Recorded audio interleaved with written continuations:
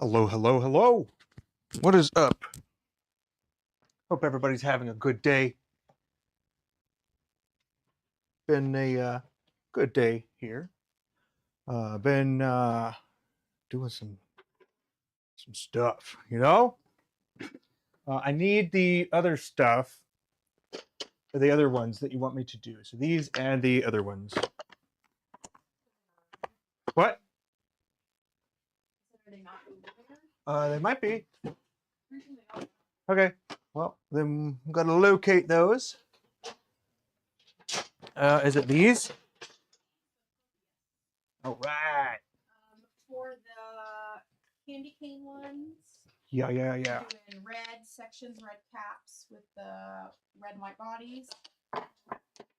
And then for the other one, flip them around however you want. I don't know how I want those. They're very translucent at the bottom. Okay. So I don't know. Cool. I'll be working on these. And we'll be working on these, plus one more that just fell. There it is. Ooh. Thank you. Yeah, you do the purple ones however you want. Switch them around. Those, yeah. Red cap, red section and cap. And the bodies are the, yeah. Okay. Well, we got to get this work cut out for us. I love that one. Love that one. Okay. Okay. Well, I'm going to hop over here because I have got to, whoop, there we go. I've got to get this set up. So this is the not so fun part of it, you know? So first things first, we got to get these faced so we can get more accurate measurements with them. So it's not going to be super exciting, but we only have to do the one side. So let's hop over here. There we go. And there we go. This is better. We're going to do it this way. So we're going to get all these faced first.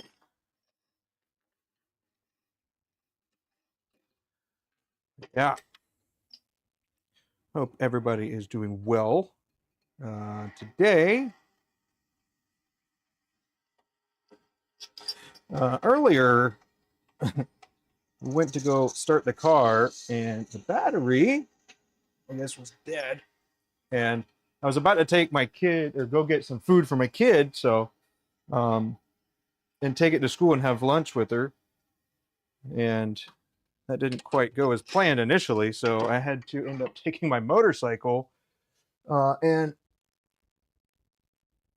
yeah, I ended up getting my motorcycle and taking that so I could you know, go get her some Chick-fil-A and then go have lunch with her. So pretty cool, pretty cool. Let's see, gonna get some tunage going because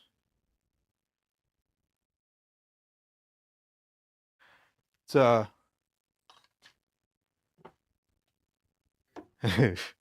hey Kevin. Yeah. And I knew it was gonna go out. I did. I knew it was gonna go out. It was cranking slower and slower every time. For the last couple days. It's just I didn't know necessarily if it was the battery itself or if it was just not wanting to like hold a charge, you know what I mean? If it wanted to hold a charge or if it was just being killed slowly by the cold. So the battery hadn't been replaced since 2018, so I'd say that I got my use out of that battery. But I haven't had a car since 2018, so.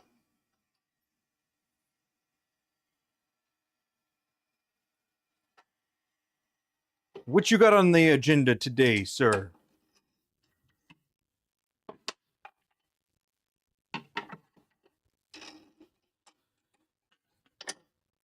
Yeah, I like to think so. I mean, we've only had this car for about a year or so. So, you know, it's kind of figures you just flick the booger down the road.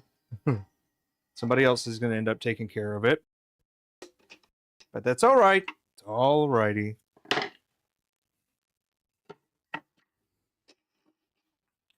Let's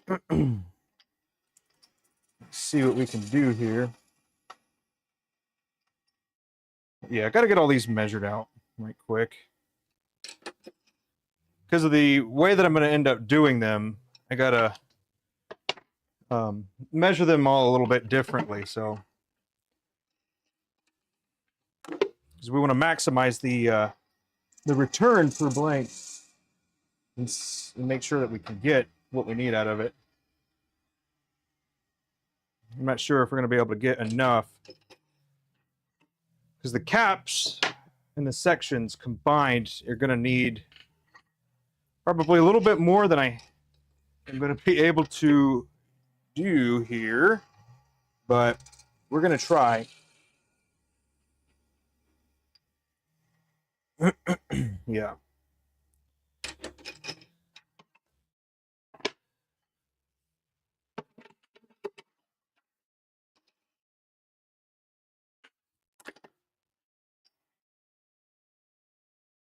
Oh man, oh, you busy today. You got some stuff going on, that's for sure. Customer fuel.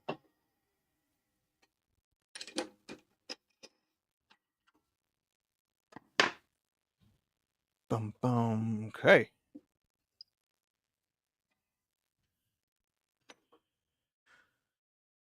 Alrighty. So this is going to be both the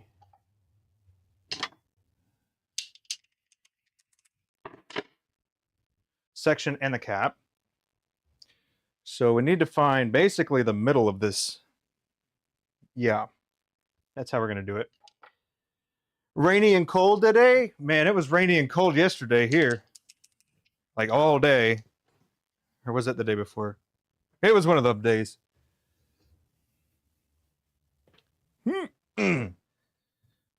But it's not cold anymore, that's for sure. Got the heater going and the sun's out, and so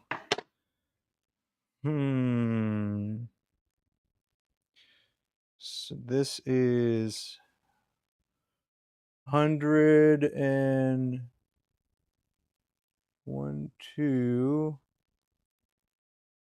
so 50. Oh crap. There we go. There we go. We're at 205. So we'll go to 105 and 2. What are 2.5 here? I think that's actually a radio station around here.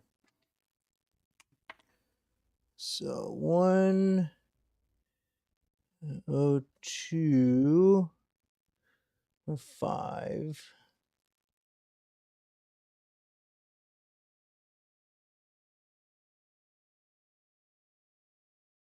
Okay.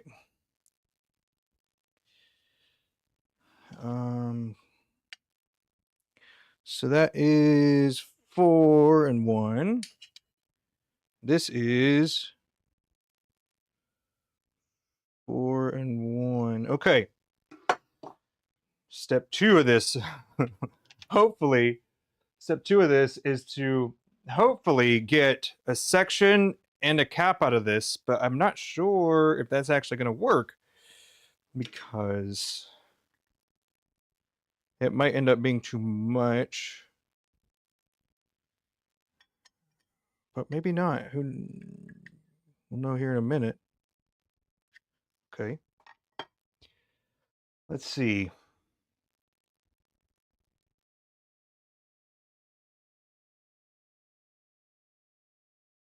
How am I going to do this?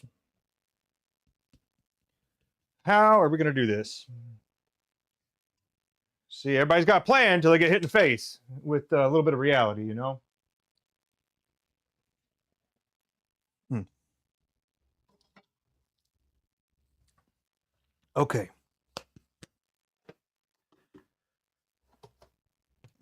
And then also, earlier today, I started working on the other stuff, the design for the other pin, and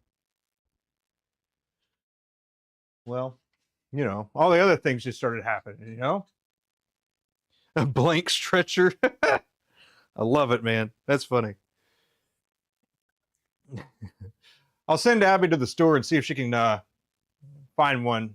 We'll go to Woodcraft or Rockler, and I'll send her in. Get some of that blinker fluid while we're at it.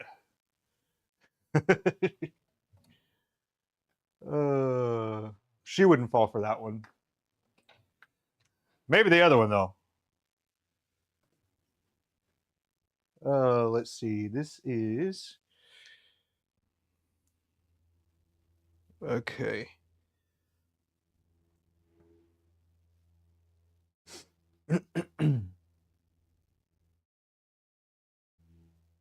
Okay, I think we're gonna be good.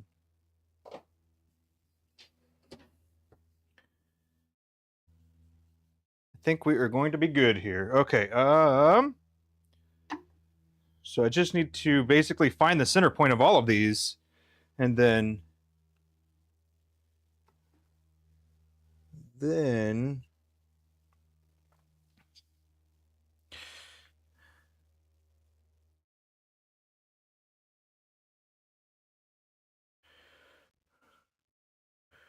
we're gonna just try and match this up, and then mark it and measure it after that. So got a little of this.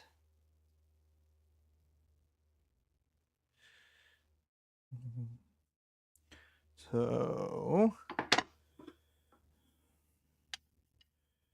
alrighty, let's measure. Now the blanks aren't the same size, so I can't just straight up do it like that. Um, that's a pretty darn good. So there's that. Now I'm going to need to find the middle of these two as well. These are going to be for the bodies of them. So we're going to go about 4-ish, and then we'll measure.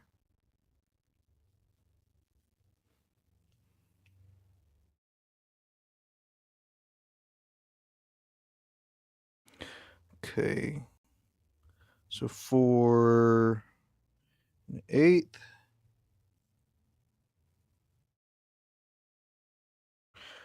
4/8. 4/8 here. Okay, so we are right where we need to be with that. And don't send her if she's starting her stream again. Oh, man. I think I am getting her interested in it. It's one of those slow burn things. I got to just be gentle, but also, you know, consistent, you know? I can't be too eager seeming.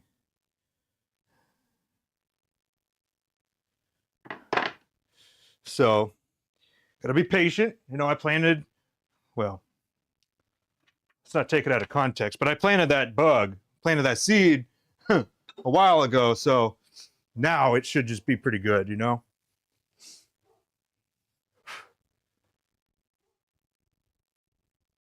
Wearing her down? No, gotta build her up. Gotta build her up. Oh, baby, you are so beautiful. I love you. You're amazing. I am the luckiest. I bet everybody would love to see you and stuff.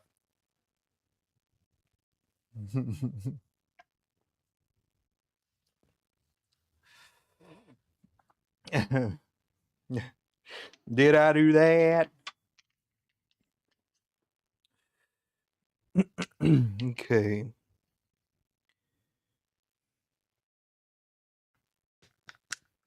You know what's sad? I've made so many of these darn templates, and then they disappear.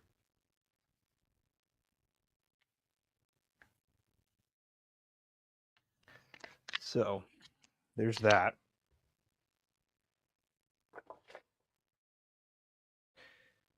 Going back and forth for different projects is, you know, one of those things.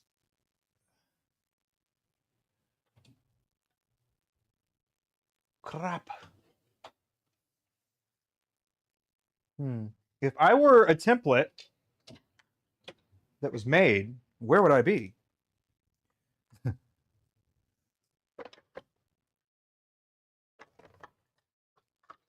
Obviously not where it could be used. Why would you do that? All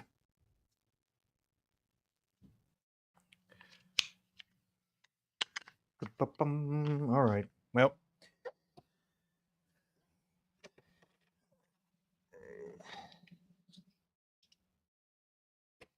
all right.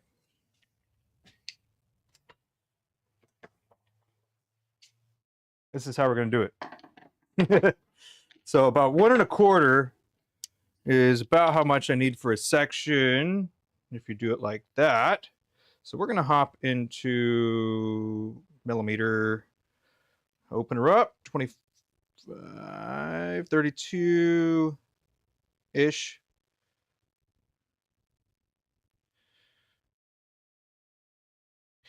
Okay, this is, yeah, 1 1/4. That's right on the money.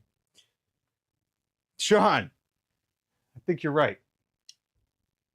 I'll just get the universal slide stick here. But goodness gracious. Okay, cap, I need about 3 inches. So I need to go to 425, I think. Yeah.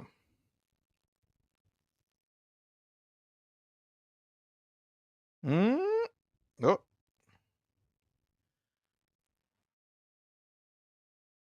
All right. It's usually, yeah, about 110. Idiot. Oh yeah, yeah, I did. I got the battery for the car. It needed to happen. Abby's going to go to Pilates and, you know, that type of stuff. So can't be having her not going to Pilates.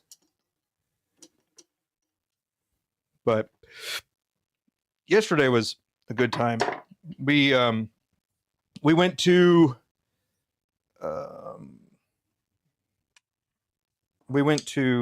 a friend's house, family friends. They were at our wedding, and the last time I saw them was, what, 13 years ago. So section, and then this will be the section.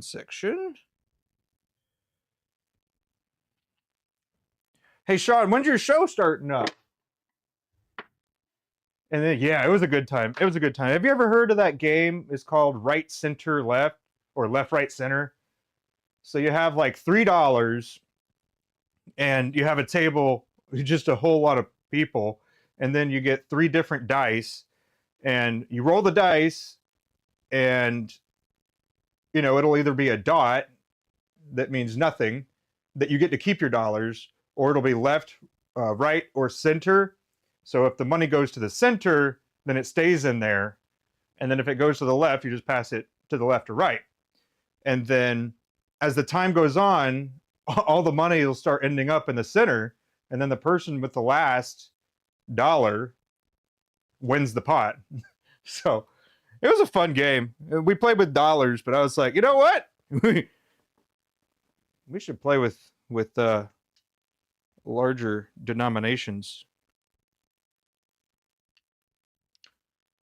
Larger denominations. But then that's like the whole gateway to you know, things that you probably shouldn't do with your money. So there is a little bit of that.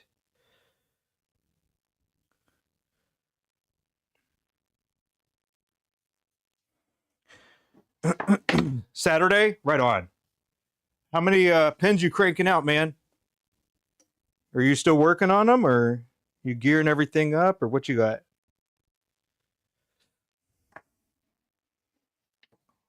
Also, will you go over what the other people do in your fam too? Because you're going to the market, the weekend market, and you had like girlfriend, grandpa, all kinds of people.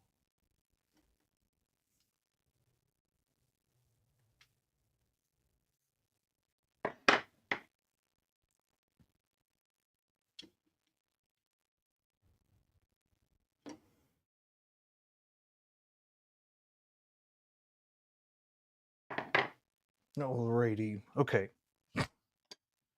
Excuse me. All right.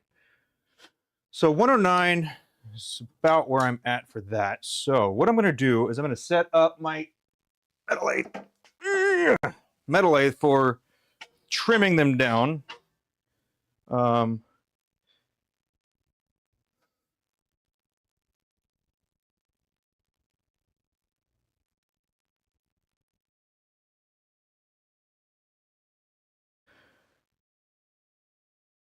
okay. So one of the things that I think about is I could just chuck these up, right? I could chuck them up. Let's get serious for a second. We could chuck these up, right? And then I could start working them from there and assume that they're going to be nice and perfectly round and whatnot. But the problem is if they're not, they're going to be slightly offset. So that is a part of why I trim them down in the first place. That way they're like, they're going to be uniform that way. I think I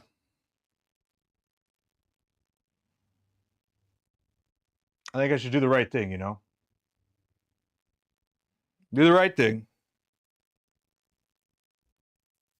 Takes a little longer, but I could sit here contemplating it, or I could just get to work, you know? Okay.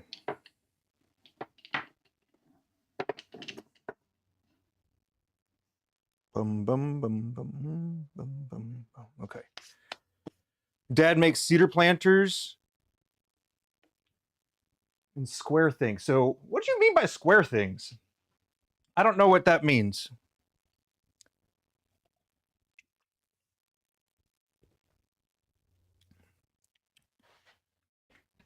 Okay.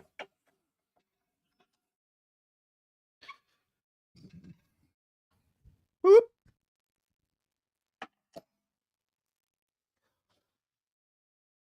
Metal wire trees with beads and gems, like rhinestone type of stuff. That's pretty neat.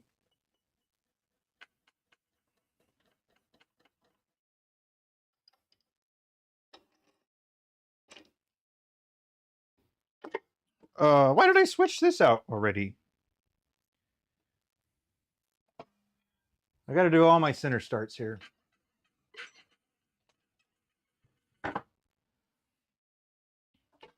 Don't want to try to skip steps. You'll end up regretting it later on.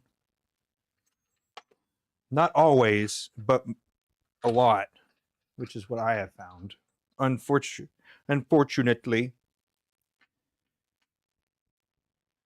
So, got to start with that center start.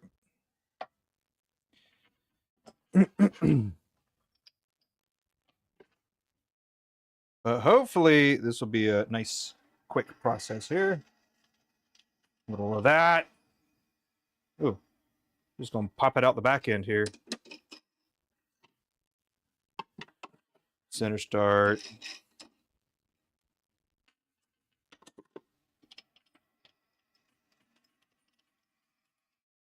Heck yeah.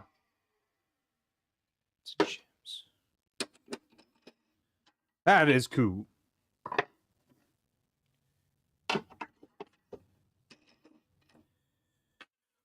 So are you I suppose you're going to be doing the I don't know why I did that. That's right. Stained glass. What type of paint does she use for stained glass? Or is she like a glass blower or what?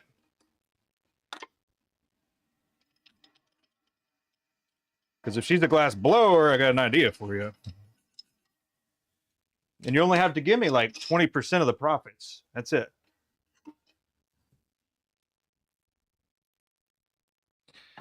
I kid, I kid.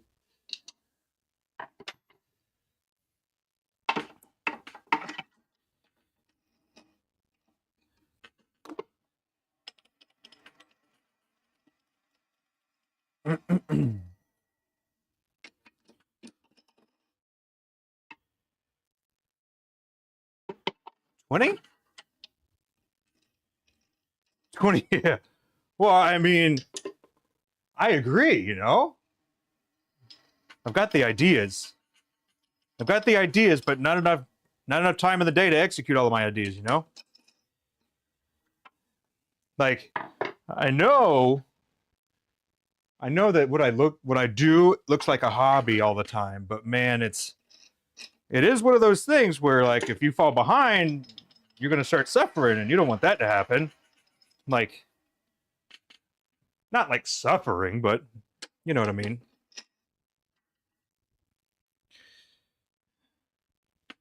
I mean, I guess it could lead to that if you let it go too long.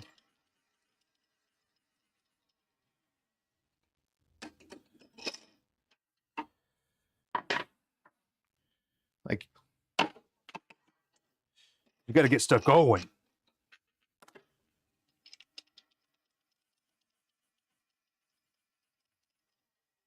This is a very not exciting process here.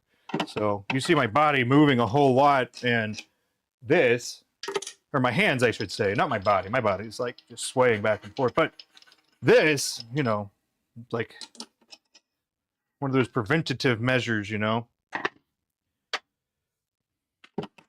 And I'll be honest, I've tried it before without doing a center start, and sometimes it does work no problem. But also, it's also not worked for me, and the cap and barrel are slightly offset, which is, you know, just changing one thing in that process that I do. That was the only thing really that I changed, so that had to have been the cause when you're trying to figure out what it was, you know? So once all these got the initial center starts, and I'm going to be trimming them down. And then for the red ones, going to be chopping them in half. And then for the other ones, I'll be doing them in also different pieces. Might even install the old pet driller because I shimmed it. And so hopefully it's going to work a lot faster.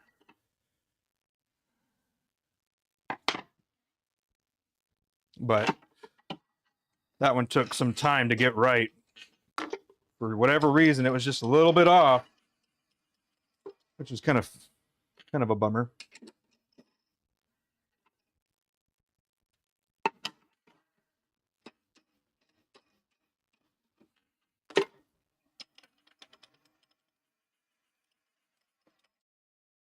Did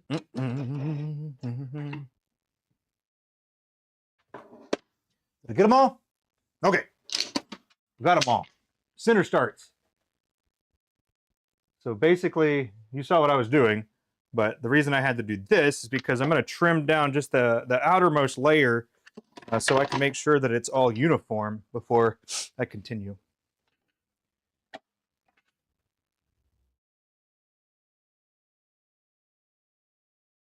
Yeah, man. Me too. I mean, that I don't know what you want to call it. It's like a woodpecker kind of thing. Oh, sorry. It's that thing. It's like $120, which is awesome. I gotta say, it has been quite useful and pretty cool. However, it's like, don't fail me. Don't fail me now. but a part of me also thinks that I need a bigger, I guess a more robust carriage for it. So that could also be the problem. This is just a little guy, you know. It's a pretty little guy, but got to run the carriage before I swap that out. Ba-bum.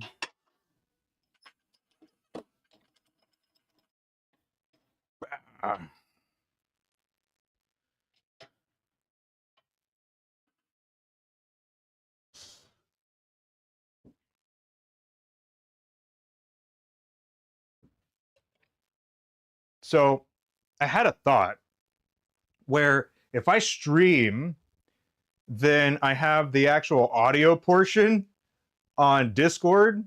That way we could have like tunes, like we're broing out, listening to some tunes, you know?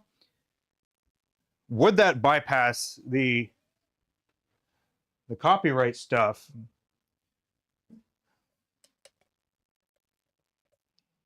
I don't know.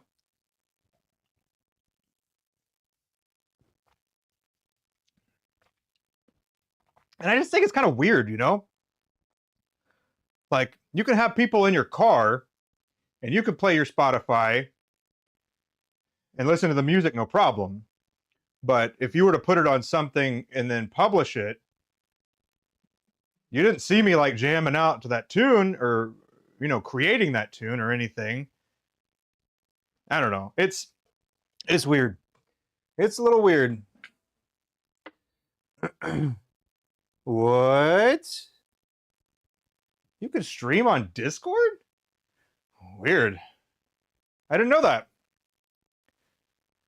Well, John, you're dumb. You're a dummy, I guess.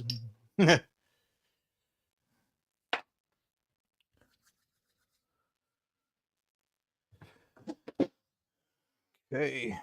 We'll go through here.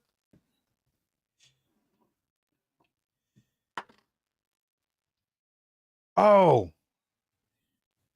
So here's one of the rods. You know how everything kind of fell apart at the end of the stream the other day for some reason. Here is the rod, the custom rod that we had made. Why don't you want to focus?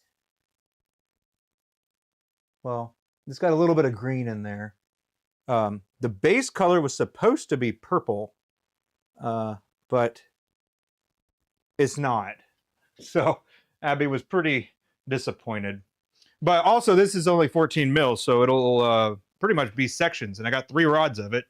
So there's that. It's also not overly stinky, so there is also that. So I'm glad about those things. Okay. Let's see. Let's see. I'm going to do this because we're going to have the longer one first.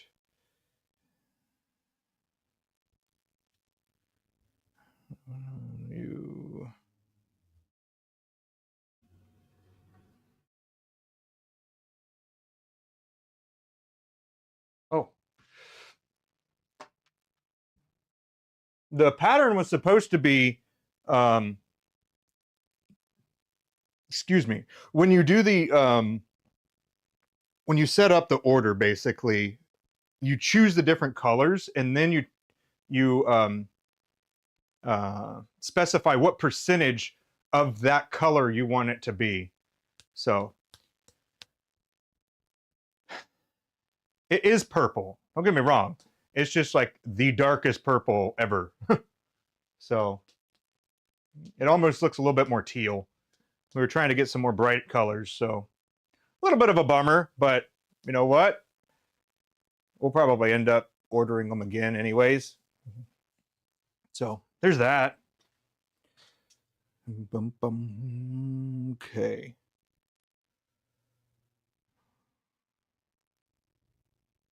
Yeah, that's how we're going to do this. Like this.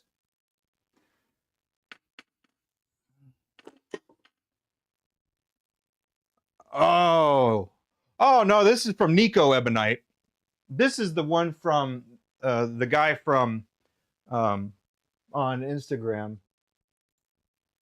This is the one from the guy on Instagram.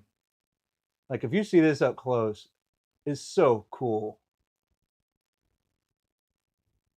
But yeah, getting this made, yeah.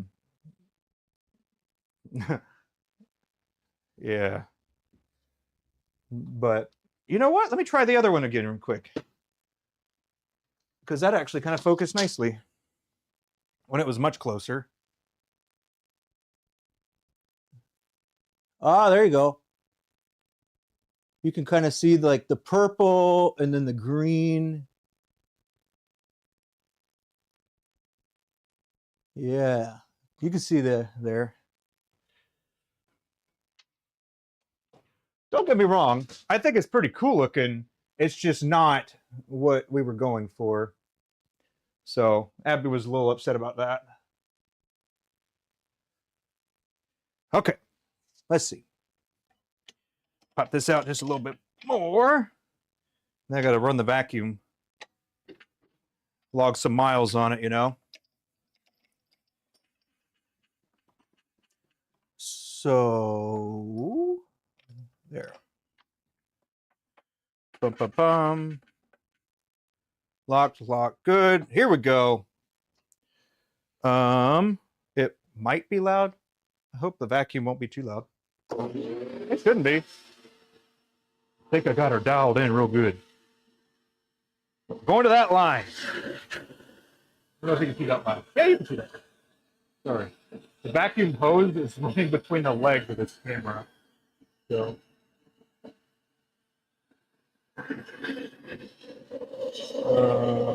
Yep. This is the side. Trying to keep it nice and thick as possible, but make sure we at least get the outer layer off, that peeler off. Yeah.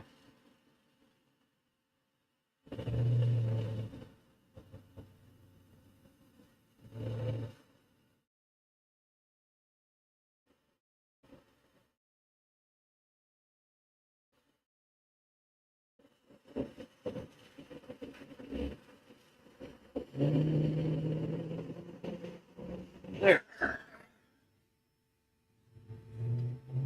All righty. Pop her back. Turn it off. Loosen it up. Switch it back. Switch it out. We are going to write section S in cap.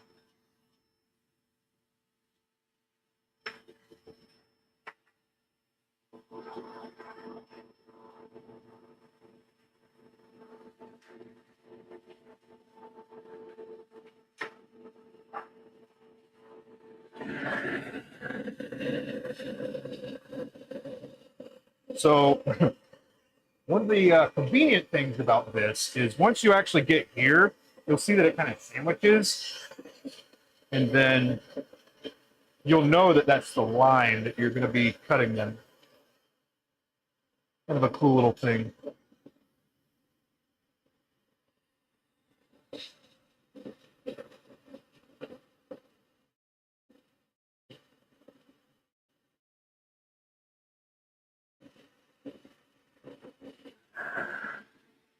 And you can also stop just a tiny little bit back.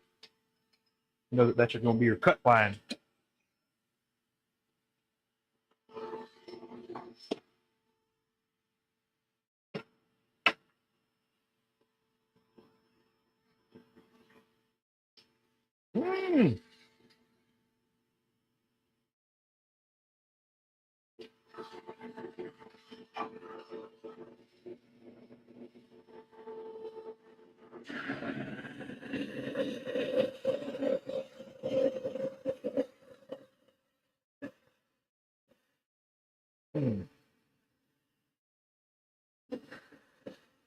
This is an exciting thing.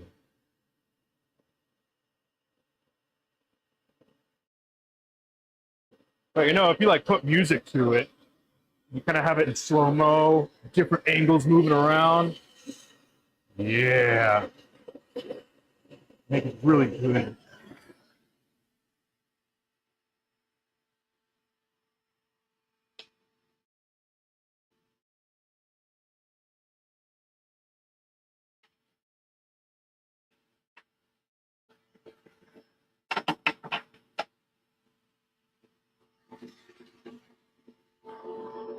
But sometimes if you get the music right, you can make almost anything look cool, you know?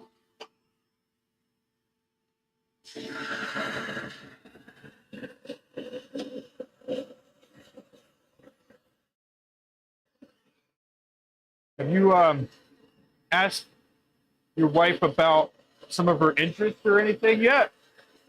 As far as like the hobbies go? What direction?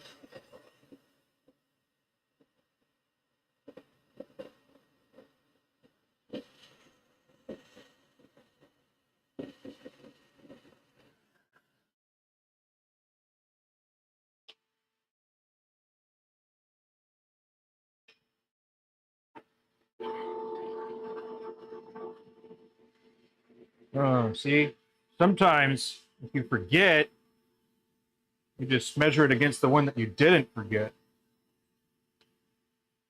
So the section and cap is going to be the longer side, but not by much. Not yet. She doesn't do blown glass. Well, how does she do stained glass? I haven't seen anything like that. Glass isn't exactly. I can appreciate the glass blowers, and I think it's really cool what they do. And in fact, at the Renaissance Festival, we watched the dude that was the glass blower, and we bought the cup. We got the cup for Abby, the one that she had made, or he had made. She bought the one that he had just made on display. So, pretty cool.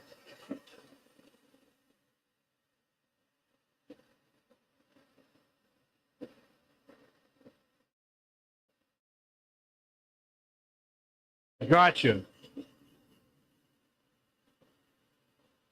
Does she like shatter the glass and then kind of piece it all together? Is that what she does?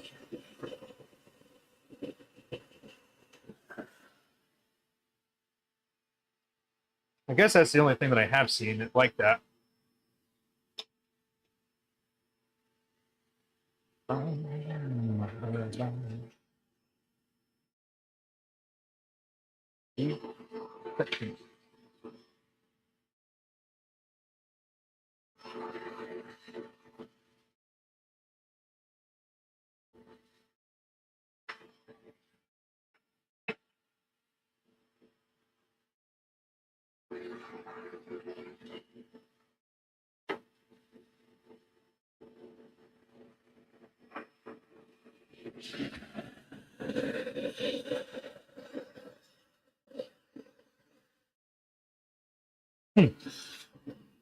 You know, I was thinking about it yesterday, and I'll be transparent here, but I was like, you know, if I stream what I do, like all the time in the workshop, I bet people would be like, you know what, I can do that.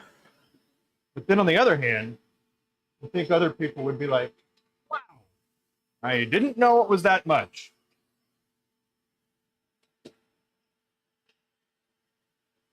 Or people will start um,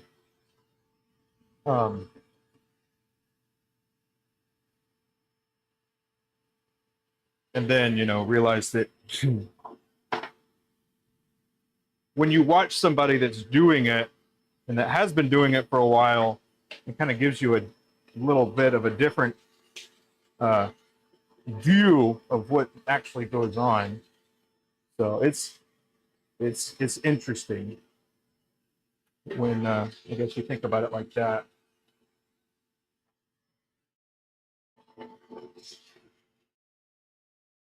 All right. While I'm thinking about it, I'm gonna go ahead and write the numbers on these too. So when I do start cutting them, this also tells me the orientation. So if you happen to do this type of technique, this will tell me the orientation because I'll put the number like towards the bottom, and obviously you'll see that it's, you know, upright or not, but just a little gee whiz tip there. So we got P3, C3, S3, yeah. Come on now.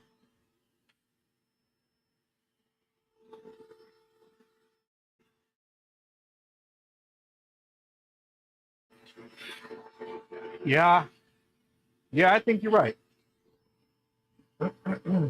But I will say it is a lot.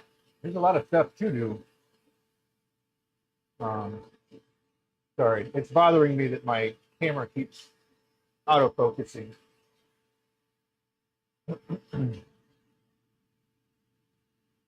gonna turn autofocus off, so that way it just stays focused on that and get the back and forth.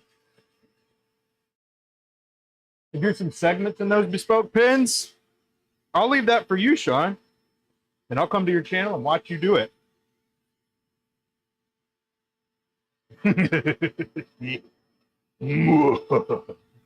Oh, really?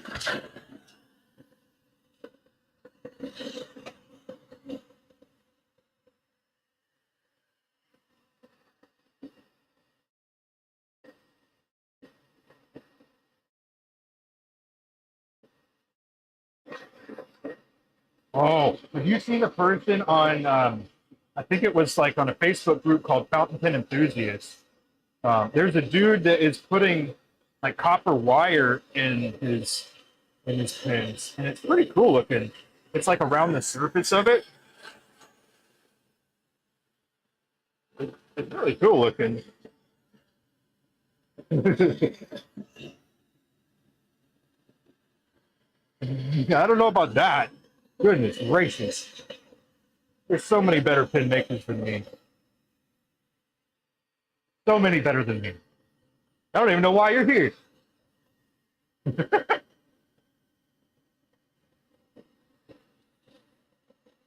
I just certainly do appreciate it. Let me check out this mediocre dude. See how he does it.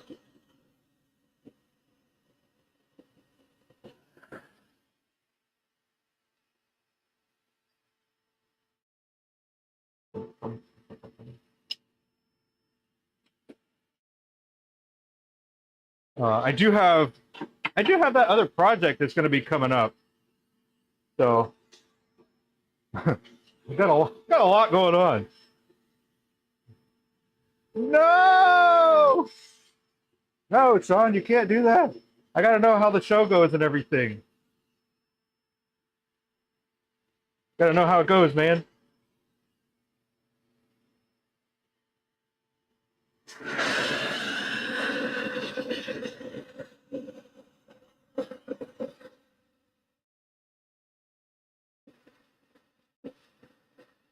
Another random thought that kind of goes along with what you're about to do is if you're taking all those different things and then I gear up to take the same things to the market that I'm going to, or the market that is down the street, I guess. How do you think we would do comparatively? I wonder. I bet our outcomes would be quite a bit different. And it's not just a matter of, like, if we had the exact same stuff, you know, even if it was the exact same stuff, I bet the outcome would be very different. And for some reason, I think people don't understand that.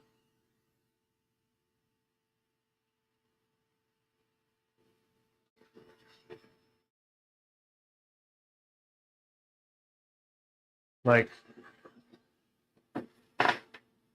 one of those things where, you know, it's different markets, you know? People have different preferences, people have different interests, and, you know, there's also a reason why, oh shoot, even something like Netflix, for example. If you look at Netflix, and then you have a VPN, and then you look at Netflix after you put yourself in like a different place, it's different shows. So it's very much catered to the people around. So I guess that's like a macro view of something that I also think most people don't think about. But it is very interesting, at least to me. We're going to do a little of this.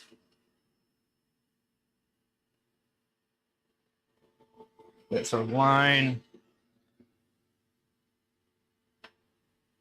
But yeah, I bet it would be very different. You know, even in markets that would have the same, I bet even in the same market that had like the average income in that area, and then you go to that market, I bet it would still be different. And so that's another reason why I think it's so interesting.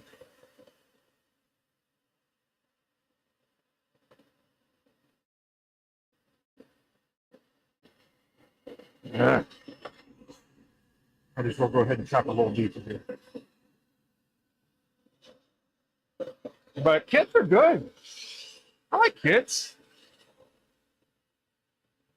I like kits. Kits are pretty convenient. I even thought about designing a kit and then getting it made. But see, my kits would be like minimalist, because the goal would be for people to start making their own, so you can innovate a bit.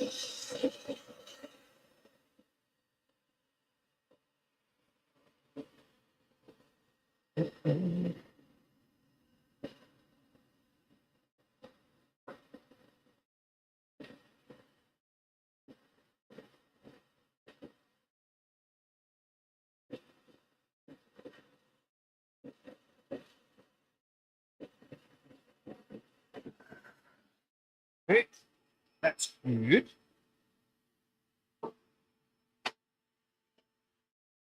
I also think that a lot of people have this idea in mind of like, yeah, he's making this, making fountain pens, or making whatever it is, making bowls and stuff, and they're like, then you see it in production type of thing, like what I'm doing right now, or somebody else making a whole ton of bowls or a lot of kits and stuff. They're just like boring. Like, that looks so boring. I don't want to do that. And I don't know. I think I had mentioned this particular before, but you know, if you want to get really good at something, or if you want to be, I guess, recognized in some form or fashion, then you have to do something for a very long time and be willing to do those types of things for a very long time as well. It's not just making a whole bunch of them. It's a matter of like, you know, putting the time in to share your craft and anything like that. I don't know. Those are just my thoughts, I guess. And that's why I stream, so I can just spit out my thoughts. Let's see. We're gonna have a few 200s. Nice, dude. Oh man. Yay, Sean. You a business major, or a savvy business person that understands like price anchoring? Even if I understand it, I'm not gonna lie, I still find myself doing it, which is kind of weird. It's like, oh yeah, this one's on sale, or that one is that price and this one's this price. You know what? I'm gonna go with that one because I want that one. And even if you know that, it's crazy, you're still gonna do it. Cheap kits have their place. Yeah. How much would I charge for a kitless rollerball? I'll be honest, man. It takes me about the same amount of time. The only difference is the hardware. So you know, I'd probably do it a little bit different because it's still a three-component part, a three-component pin, and you know, it's a custom pin. It's got the dimensions and measurements that I put on it, and got the artistic element of the resin on the outside. So I don't know if I'd charge much different. So obviously everybody's different, and you got to know who your target is. But at least those are my thoughts on it.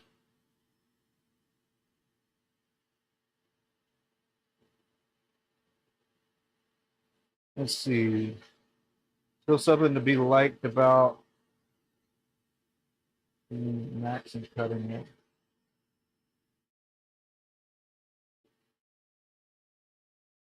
Still, I think I'm missing it, Sean. I'm still something to be liked about turning at max and cutting it.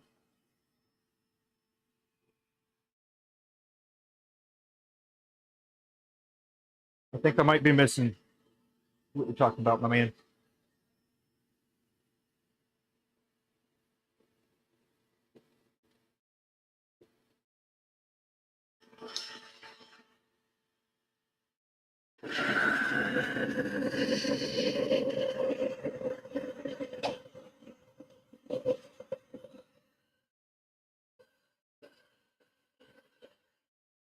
Yes, I've owned and made several businesses. Well, mine. Are they still going?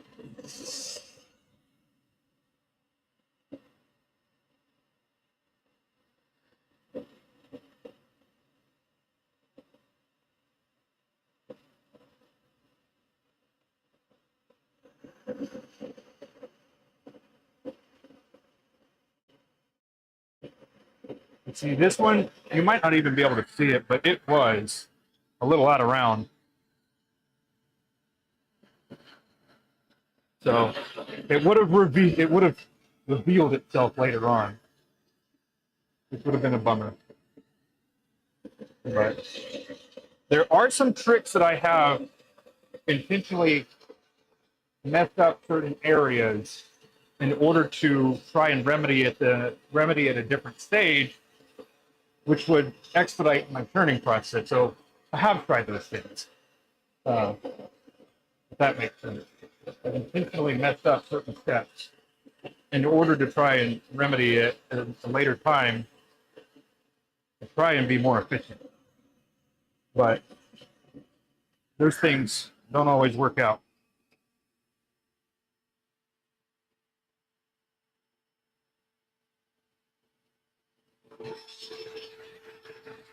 Chat is 30 seconds behind. Yeah. I wish it wasn't. It's kind of annoying. I've tried to fix that. Like you can change like the screen delay and it's like it doesn't do it.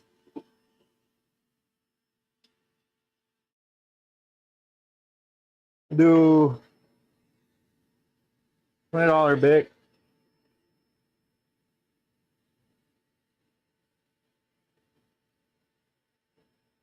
About being bored. Yeah. Gotcha. But that's the thing, you know, if you want to do something and do it well, it becomes one of those things that you might not like doing. I think somebody else stopped by 2 days ago and seemed quite envious of being able to turn all day, every day. And I'm like, you know what? Yeah, you should do it. You want to do it? Do it. And it's interesting, I'll say.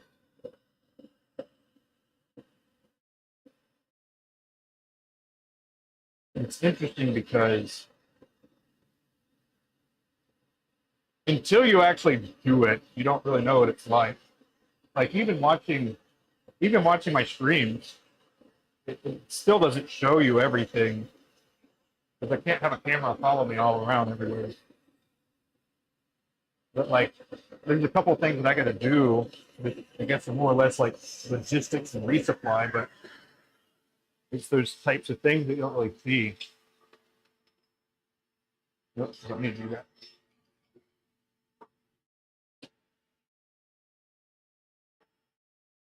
But I think that's also a part of the fun, is like the whole adventure of learning everything, you know?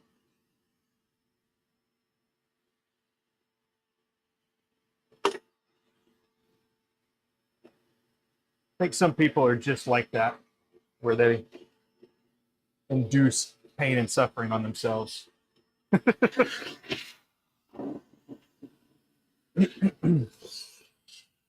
somebody, somebody at the first, somebody at the Orlando Pin Show, you might have heard of him. His name is John Tello. Um, he said everybody's got their thing that they like to suffer doing, and in what he was talking about is he does like an Italian glass inlay on the finials, which looks really cool. Um, but we have something that's a little different, where we got like a stratified, and it's one of those like labors of love that take a very long time to do, and you do it because it's, I don't know, it's kind of you know. It's a way for you to differentiate yourself. And yeah, Sean, you're right, man. Cleaning every day, cleaning and maintenance. Like if you use the stuff every day, it actually ends up being better for some of the stuff that I actually have. Some of the things that I don't use every day has to be maintained differently as well.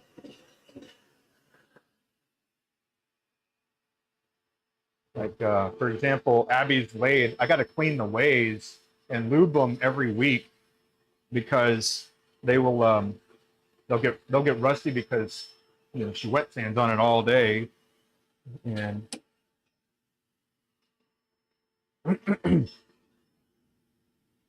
and it's just got to be maintained, otherwise it wouldn't even move.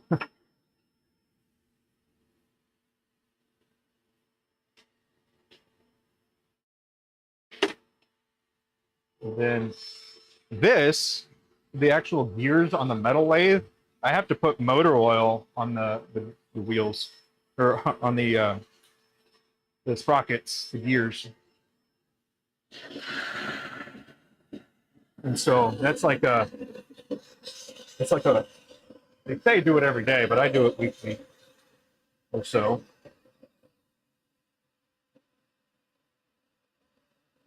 But, and then you got to run the lead screw. So just lead screw down here, and making sure that that's good to go. And there's a lot of maintenance that goes on that isn't shown.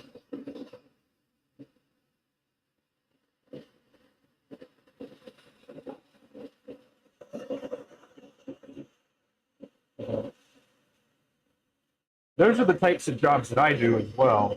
Happy does not do those. So it's one of those things I don't really talk about, and she doesn't really know about either, because there's no reason for her to do it or know about it.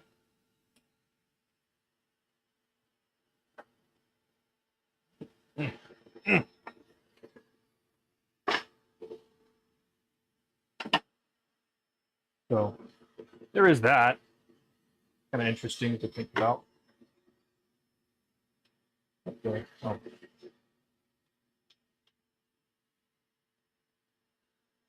But then she also has a couple maintenance things that she does, as far as like inventory management and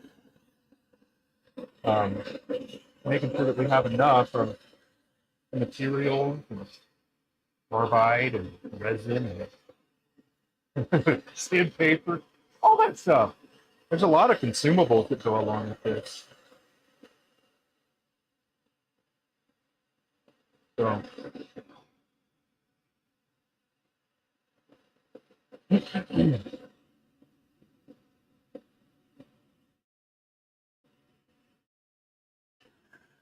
the other thing I will say that I am actually like just now starting to realize, kind of.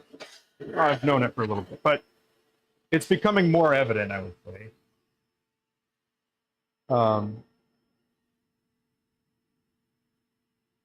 Apparently, you have to have 50 subs so you can live stream. Are you talking about on YouTube?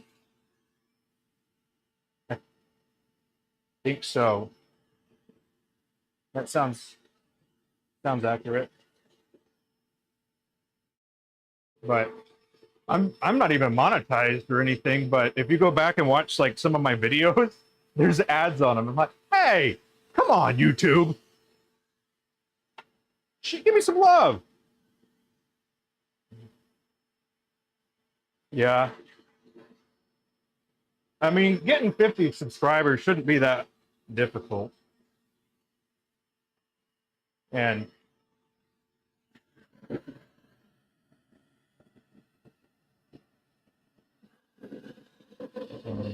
yeah.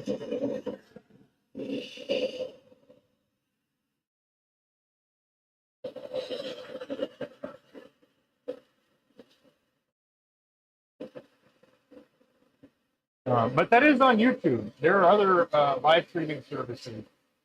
The other thing is that you could potentially jump with another channel and do like a collab kind of thing. And that would probably almost instantly get you the amount of people that you would need for that. So there is that as well. If what you're offering is interesting, I guess.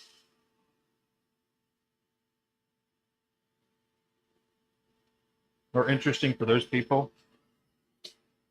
I don't know what you do normally, so I also don't know how your on-camera character is either.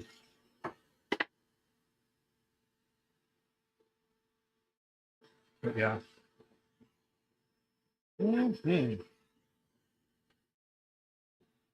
Whew. That took a while.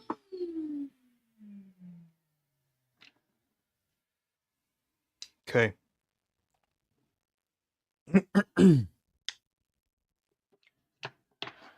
Okay. Okay, so here we are. We got all the blanks that we're going to be using. I need to go ahead and mark them, and then we're going to get them cut.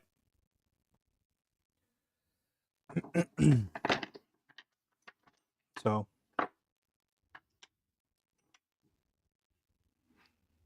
I don't know if you've ever heard of someone named Pace Morby. He's a real estate person, but something that he says often is that your network is your net worth. And so when you think about when I think about that, rather, to me that means like if you have people around you that want to see you develop and grow and stuff like that, then they will help make it happen. So it's interesting. And I mean, even if you think about it, YouTube algorithms want you to grow, because if you're winning, YouTube's also winning. And I think that's another thing that's like, people are like, oh, the YouTube algorithm doesn't like me. Well, is it that the YouTube algorithm doesn't like you, or are you not offering what people want to see? Like, for example, I only have, what, 4 people watching? That's plenty enough for me right now. I'm happy with that. Because I want people to be interested in what I'm doing. I don't really want you necessarily to watch if it's not something that you're interested in. And I think that's one of the things that people get impatient about, which is, you know, kind of a missed opportunity.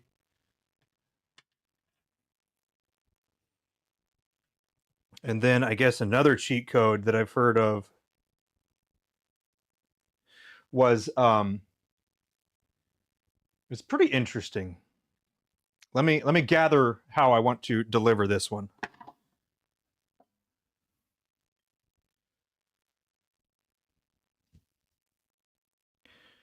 Okay. So one of the things I heard recently was that you don't necessarily want to share your YouTube channel with your friends and family. And a part of that is, from my understanding at least, is because those people aren't necessarily your target audience. And so say that I share it with my dad, but he always watches uh um I don't know, politics of some sort or something else totally not related to crafting in any way. Then it's going to he's going to he's going to watch, but the algorithm will use the info from people like him in order to provide more viewers or recommended for viewers that are doing what he's doing. And you can kind of see where this is going, to where that'll kind of screw up the YouTube algorithm finding people that would be interested in what you are doing. So I think the other thing about that is, well, you get the point. You get the point. I can go on for a little bit, but I'm not gonna.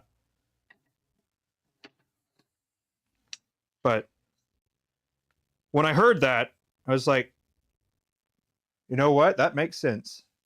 But then on the other hand, I didn't try to accumulate anybody that way. So I guess dragging my feet was worked out in that regard, huh? Being overly proactive wouldn't have worked out in that case.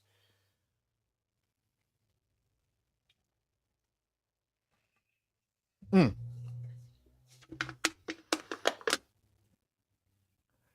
Okay, let's see. What am I going to do about this? I got to go chop all these and have a place for them.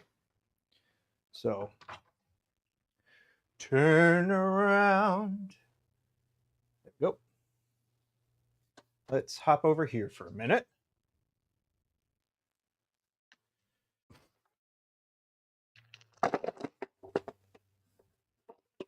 Okay, this will all fit. Cool.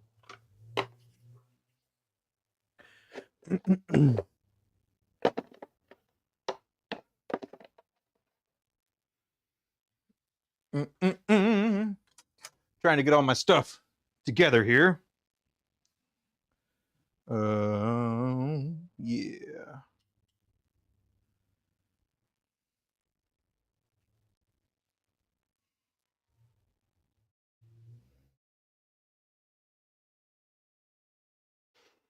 Okay.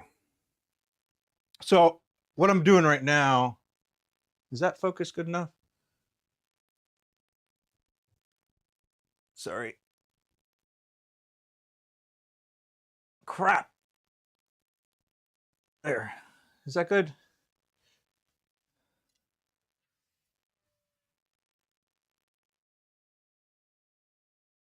Nice. I like your style. I like your style. And that's kind of the thing, man. I want it to be that way. I gotta say, there really was. This is almost shameful to say. I won't say it. I won't say it. But I like hanging out, man. It just is what it is. I like to hang out. Boom,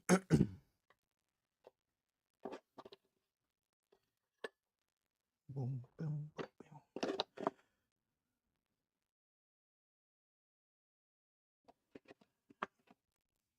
Let's see. I was probably more, I guess, protective of things that I was doing than I probably should have been. But you know, I have a lot of trains of thought on that, and it's hard. Because on one hand, you want people to enjoy and do and all that stuff, what you're doing and hanging out and pushing the limits of everything. But then it's like, my goodness, why am I teaching other people to do what I'm doing?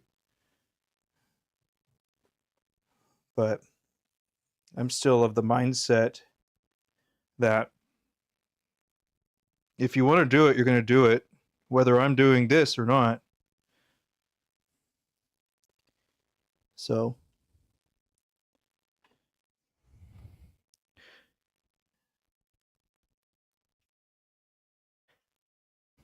there we go. Now this just needs to be chopped in half. That chopped in half, that chopped in half. Okay, now we're going to label these here.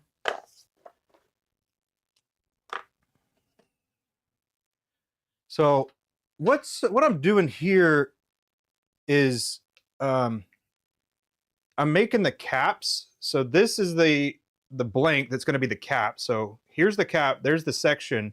And so I got 1, 2, and then 3, 4.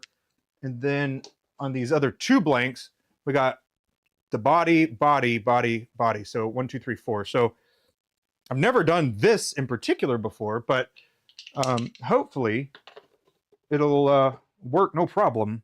I don't know why it wouldn't. So, no, here we go. We'll do S1, S2. We'll do C2, C1, S3, C3, S4, C4. But the other thing is I want people to be successful. It's like, if you want to go do something, I want you to be able to go do that thing, you know? It's like, it's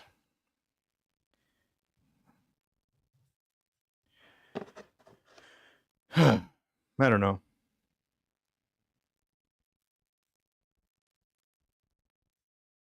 Oops, I didn't number.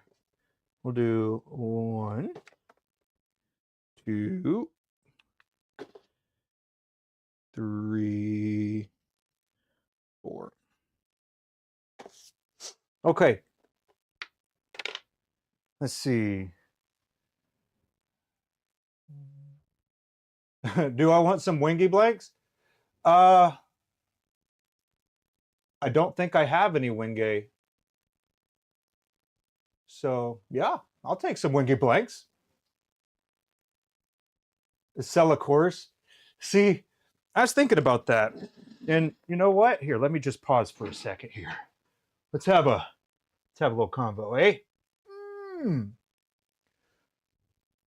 Now, I like streaming, and I like having people be able to ask anything and learn whatever and all that stuff. But it's like you can't live off of good deeds. So the projects that I'm working on, right, are repeatable, which is good. And so I was, toying with an idea of having a Patreon that would have all the plans that I use and that I do. So I was thinking about that. And it would be the PDF. So you join whatever, and then at whatever tier you get this document that I've already written out and everything. And you'd have that access to write or ask anything or where you're having trouble, and then obviously we can hop on, and whatever you're having problems with, I can start replicating it and do it. Then we can work through the problem together. So I think it would be interesting, but on the other hand, it's like, you know what? I just want people to do it. I don't know. I don't know.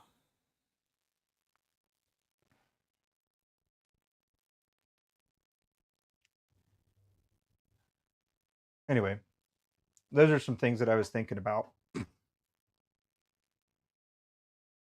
But yeah,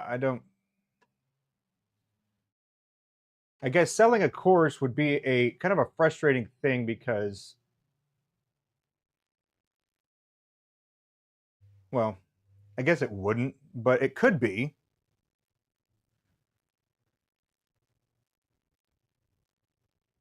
I don't know.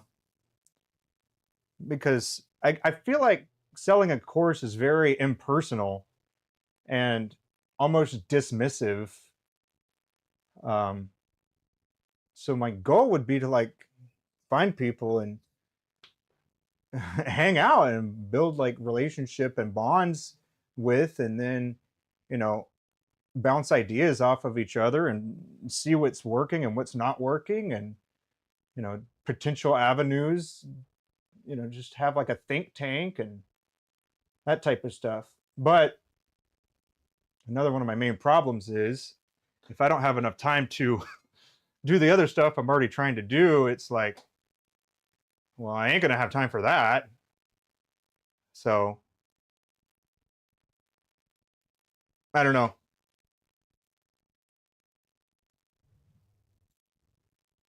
Anyway, Wingay, yeah, that's a wood. It's a good looking wood. Doesn't it kind of look like oak or walnut? It kind of looks like walnut, doesn't it?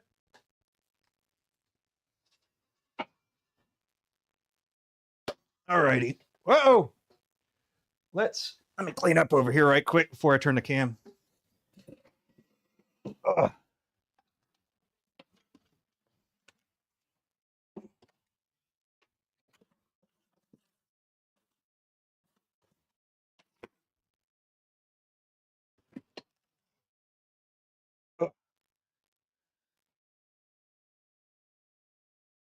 Wingay is cool wood, black and brown. Nice. Hey, Tommy, how you doing, man? Good to see you again. Appreciate you coming by. I am out of frame right now because trying to move some stuff around so I can turn the heater off. It's getting toasty in here.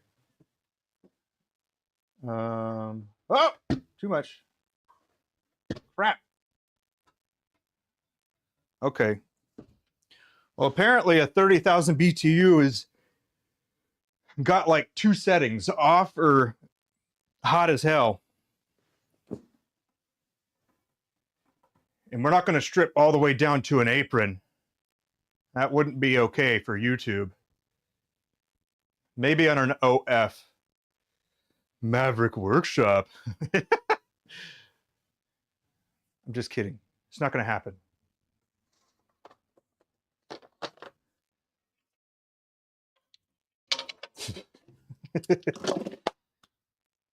Sexy workshop stuff. It's for a different stream. Yeah. Yeah.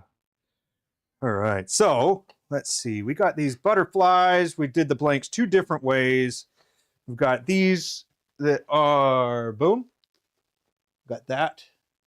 You're working, so you won't be able to comment much. That's all good, man. I'm just going to keep rambling, probably in the realm of pin making, people, business, you know, all kinds of random stuff. Those people make thousands a day. Yeah. I thought about it, you know. I'd be selling my dog's feet pics. Maybe like mashing up some grass or stepping on something. I don't know. I'm just kidding. It has crossed my mind, but not in a serious capacity. Anywho.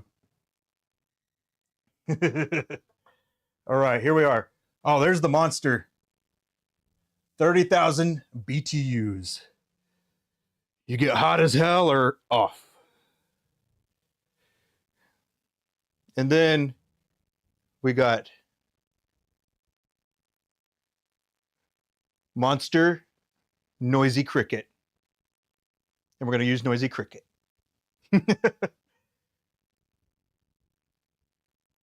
And partially because on the Laguna, it is it's got a Resaw King blade in there. Yeah, the heater runs on propane.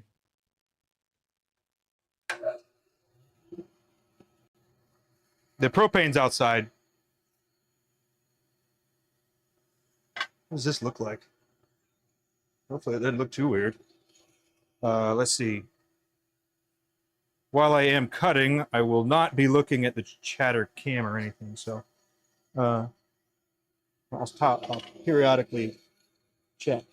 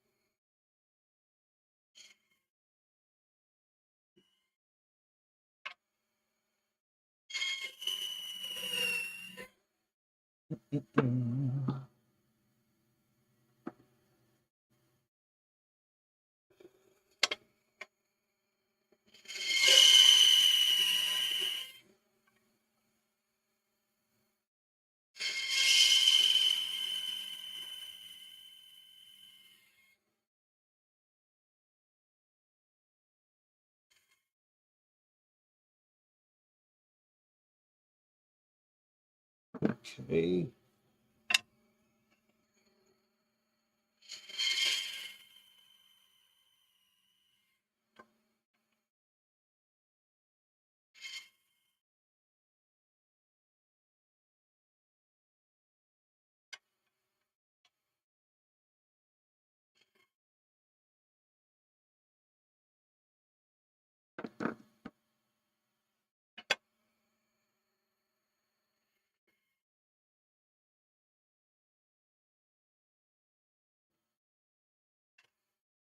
Last one.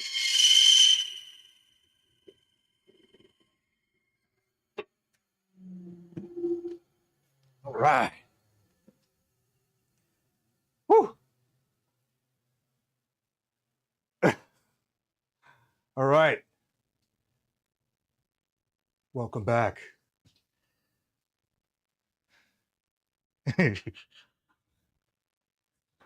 No, that's not me, man. Oh, you got a Laguna 14BX? Ooh. I think yours is actually a step above the 1412, if I recall correctly. That thing, when I first turned it on, that thing was pretty intimidating. I'm not gonna lie. You turn it on, it's like whoa, whoa, whoa, whoa, whoa, whoa, whoa. My goodness gracious, what a powerhouse! And then, yeah, it does work too, which is awesome. It'll absolutely get that going. Let's see.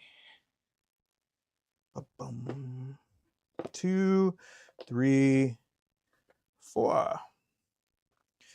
S4 or C2, 1, 3. Organizing all the pieces right now. So there's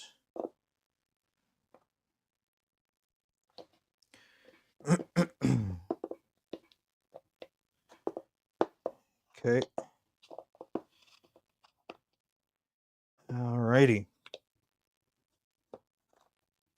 All right, let's hop over here for a second, and then I'll show you what we're working on. Oh, there we go.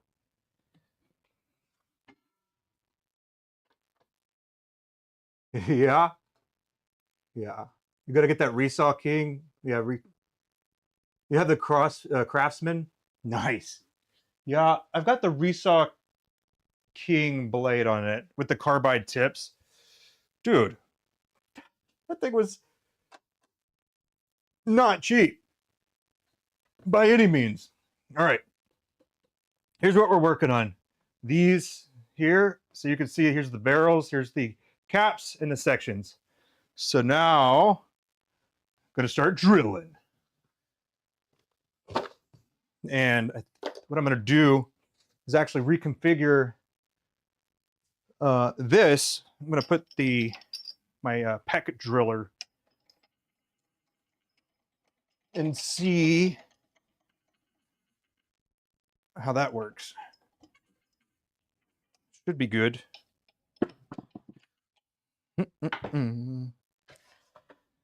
Okay. So what I'm talking about here is this guy here.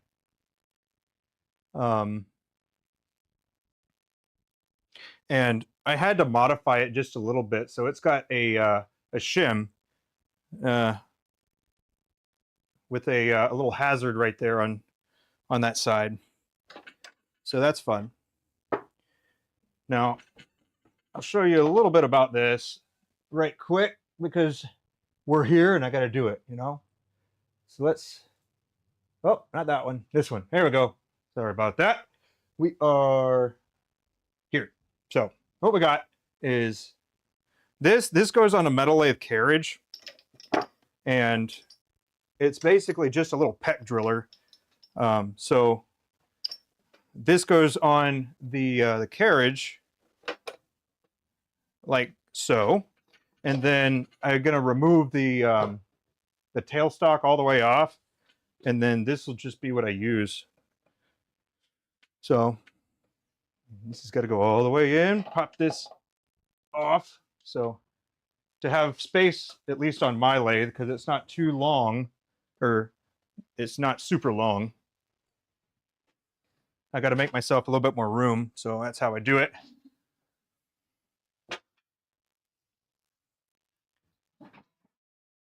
Yeah.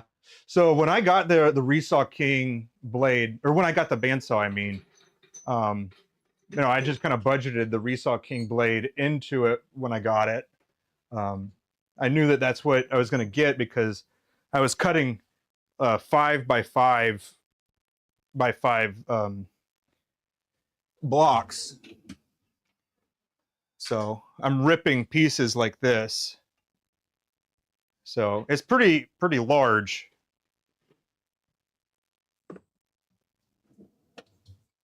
So when I was doing that, you know, I just factored in that as well. All right, back to this little guy here. So I'm not selling or affiliated or anything like that. I'm just showing you this cool piece of kit. So I just pulled this from here. So this is kind of like a little guide that you use. And that goes into here. So I haven't tightened this down yet, so it's a little loose. But what I do with that is you put it in, you lock it into the Jacob's chuck, make sure it's good and snug, and then you bring it to the jaws, and then you just make sure that it is centered. So sorry if my big head's in the way. I've got to make sure that it's good here. So you can even grab it with the jaws here. Once you get it pretty dialed in, and then kind of check it, make sure it's not like zigging and zagging or anything. So you got it right where you want it, then you just kind of lock it in place and you back it out. And then we'll check and see where we are and if we need to adjust, which it doesn't look like, maybe just a tiny bit. Okay.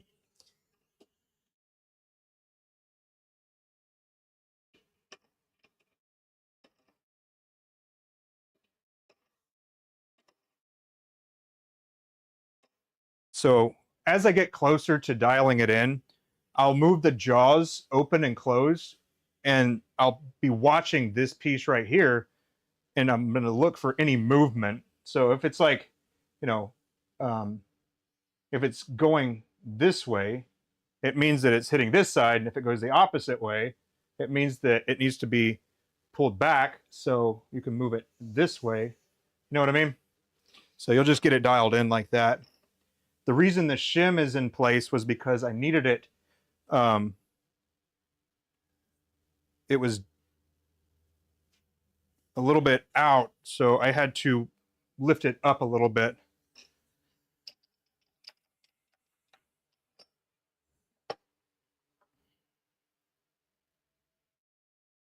And it was partially because of the stop. So now I don't want to move.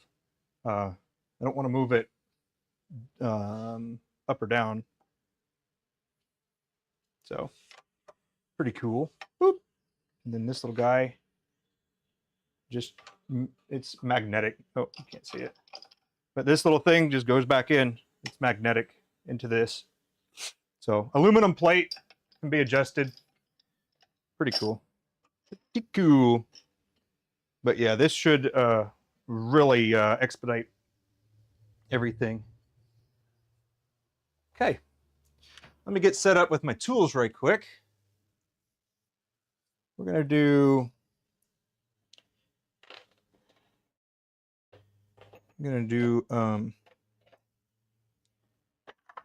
the cap and barrel first here.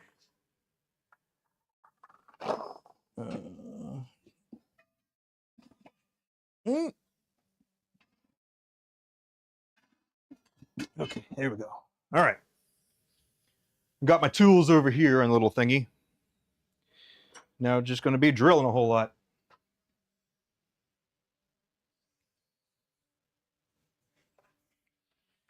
First things first, let me check this. Sweet.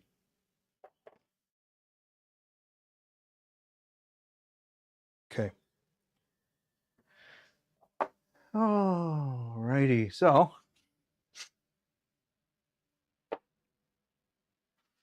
because I am drilling this way, I am going to have to hop over on the other lathe in order to do some of the things, which is what it is. Or, you know what? I'll just do the capstan section with the peck drilling. That'd be better. That's what we're doing. Yep, cap.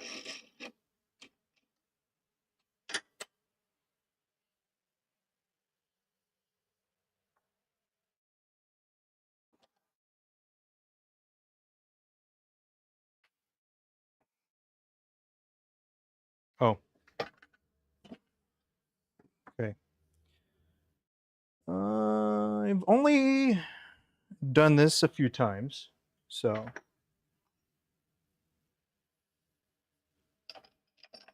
some of it I still need to work on the steps and sequence. So here we go.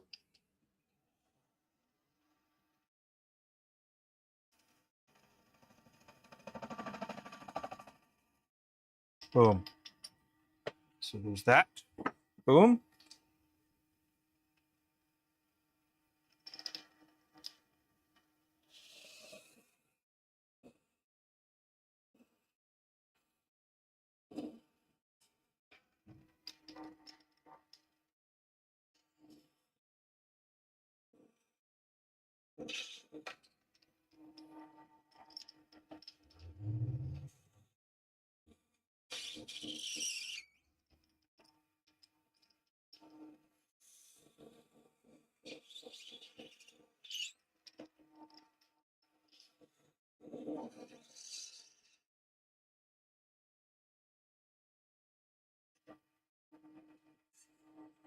Okay.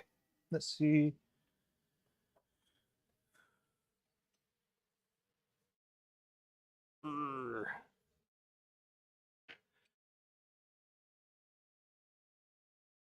Okay. Go.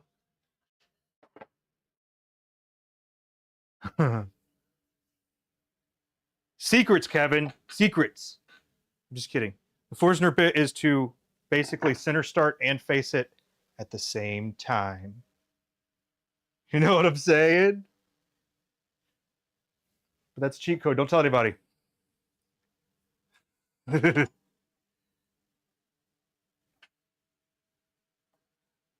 but it is a pretty good little trick that serves two purposes at the same time.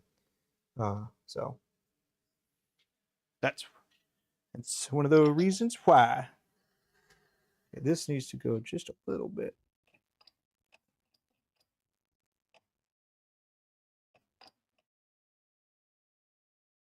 Yeah, man. You know I've done this before. Not much, but I have.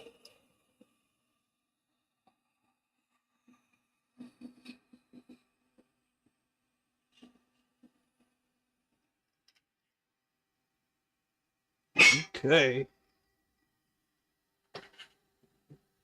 Oh, sorry. I'll be right back too. I gotta grab the air compressor hose. But where am I gonna put it?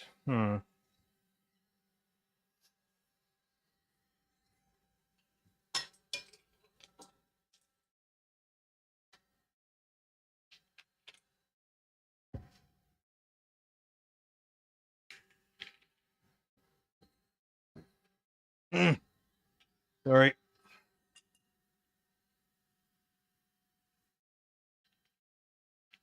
Yeah. Well, shoot. That's how you learn. You gotta ask sometimes. It doesn't make sense. There we go. Okay.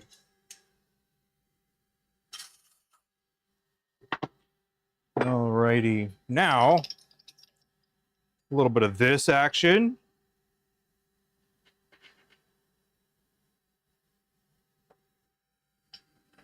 Get her nice and speedy here. Just a little, you know what I'm saying? Ooh, she good. What we're gonna do is actually, where's my step tool? There it is. You don't want to know all my secrets? That's all right, man. You won't know them all. Even if you did, you know. Even if you knew them all, you know, the execution of them will probably still be different. Is there a reason you're drilling from the tool post versus using the... Yes. Yes, sir. It is indeed. You are absolutely right. It is faster and easier to do running... sorry, let me move my big old head. This guy right here. So it's easier to do peck drilling like this because this runs with a lead screw. So you're able to move in and out a lot faster. And if you do it for, you know, a couple pins, it's not a big deal. But if you do like a lot of pins, you know, things like this will help expedite that whole process. So, good question, my man. The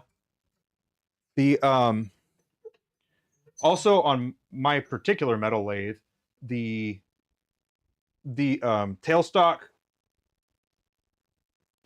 what is it called? The screw on the tailstock, it actually doesn't move very much because it's a metal lathe, and it's not, the travel per rotation is a little different on a wood lathe versus a metal lathe, and so it takes more rotations to travel compared to like a wood lathe. So yeah.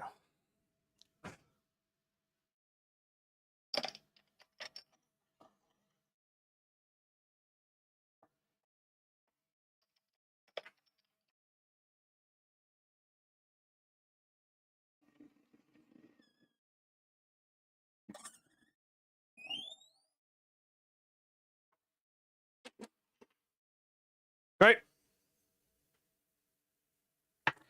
Give that a little grip here.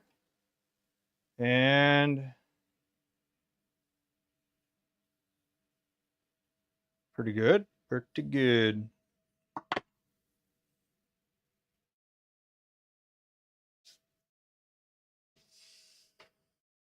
Hmm.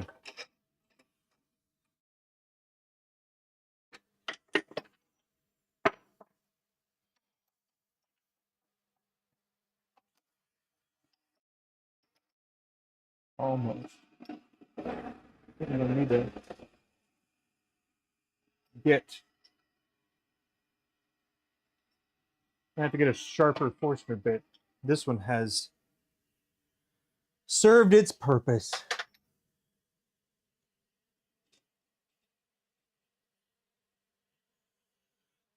That is annoying, but that's okay. It happens.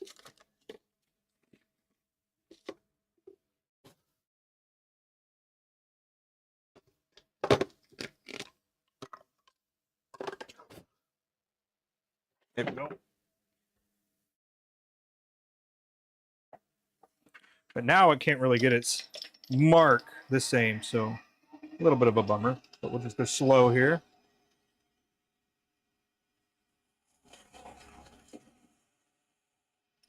Okay. Now I gotta go back and then do a little setup here.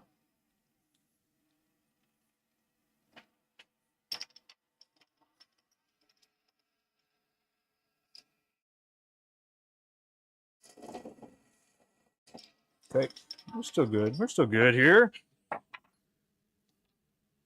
She feeling good.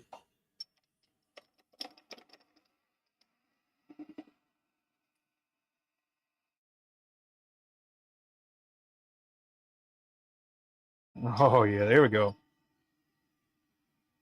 All right, sometimes you gotta go back, change a little something. It's also the tool maintenance thing that I should just get rid of that one. But there we go. Splendid.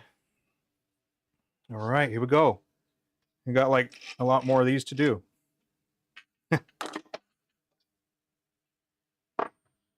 Okay. Check my measurement here. That is good. I'm braver than you. I don't know, Kevin. You're the man. You're the man. I don't know.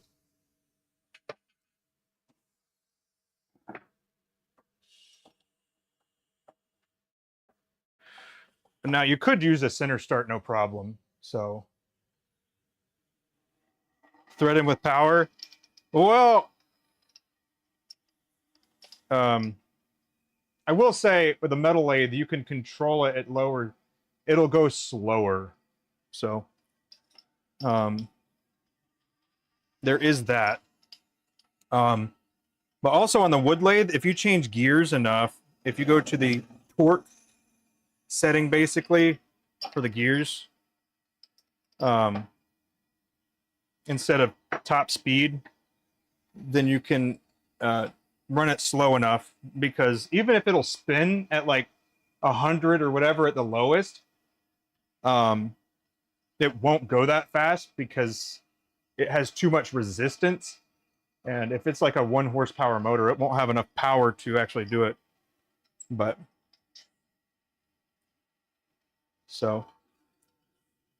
you know what? Techniques that I use aren't necessarily the safest or best, and you do so at your own risk.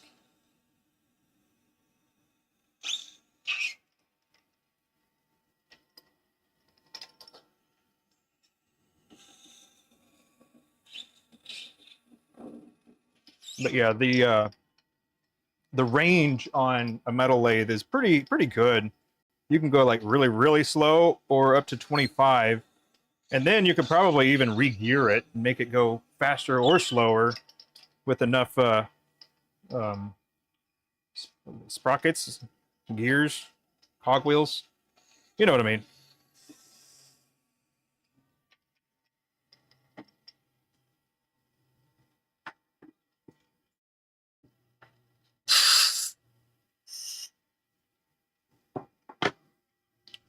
Alrighty. You have an old South Bend? Nice. You okay over there? Good? I had to turn off all the shipping to Europe and Northern Ireland because of that GSPR thing. Excuse me.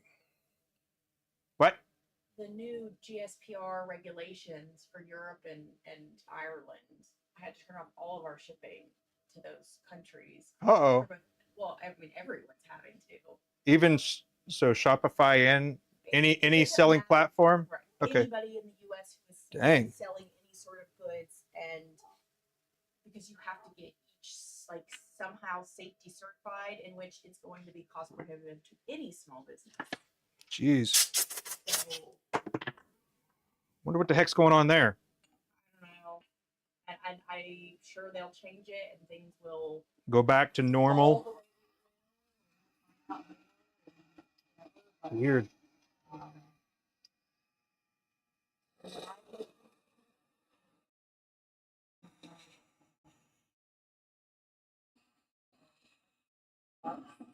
Yeah, it does.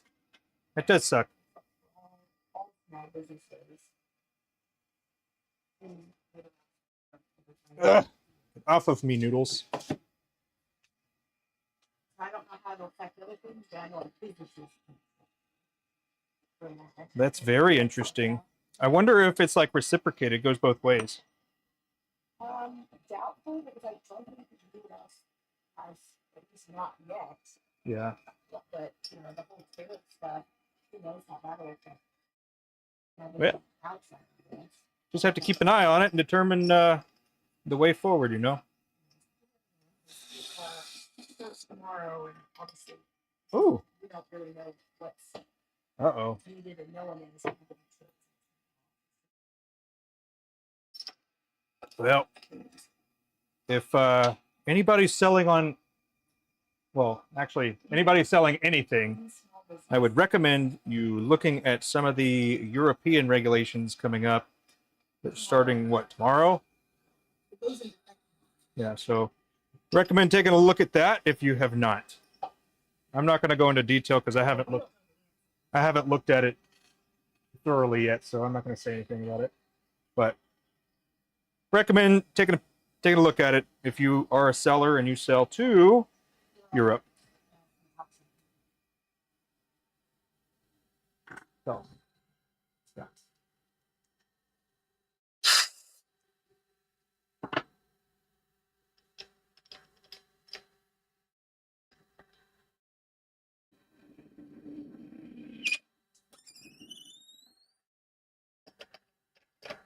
Almost like a finishing cut on your south bend. Right on. You know, it's one of those things where I think that variable speed is very much worth it. What? The only way to go. Yeah. It's like, well, the other ones work? Yes, they will, but you're going to have to be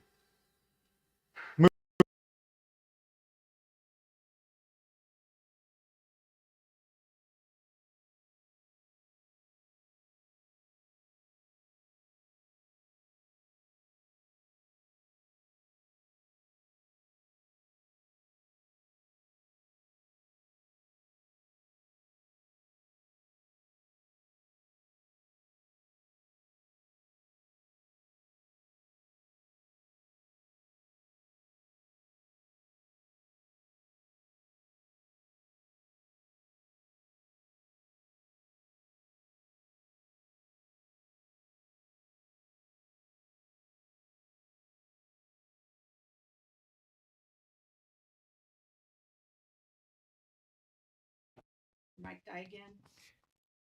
What is it? Just tired? What the heck, man? Anyway, what was the last thing? Sorry about that. Variable speed. Harbor Freight. Yeah. Well, Garbage. not what did I say? I said, what's the last thing they heard? Oh. I got to know what the last thing they heard is. True. I agree with so. Alrighty. Bada bing, bada boom. Appreciate you, Kevin. Thank you for letting me know. It's weird that it just cuts out like that sometimes. Yeah, variable speed is the only way I would go.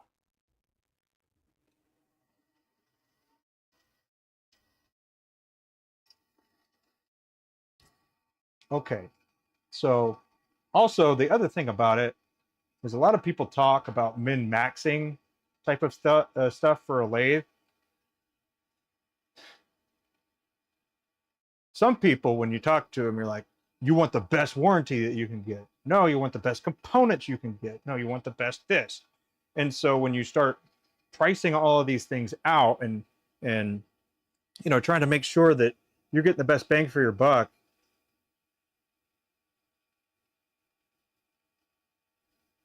I don't really think that some of the warranty stuff has been uh, worth it. For example, my lathe, like if you're going to get it brand new, it's going to have a warranty, right? And some people are like, well, if it's got this long of a warranty, and some of the things that I think about is how often are you going to use that? So it's interesting when you think about that, because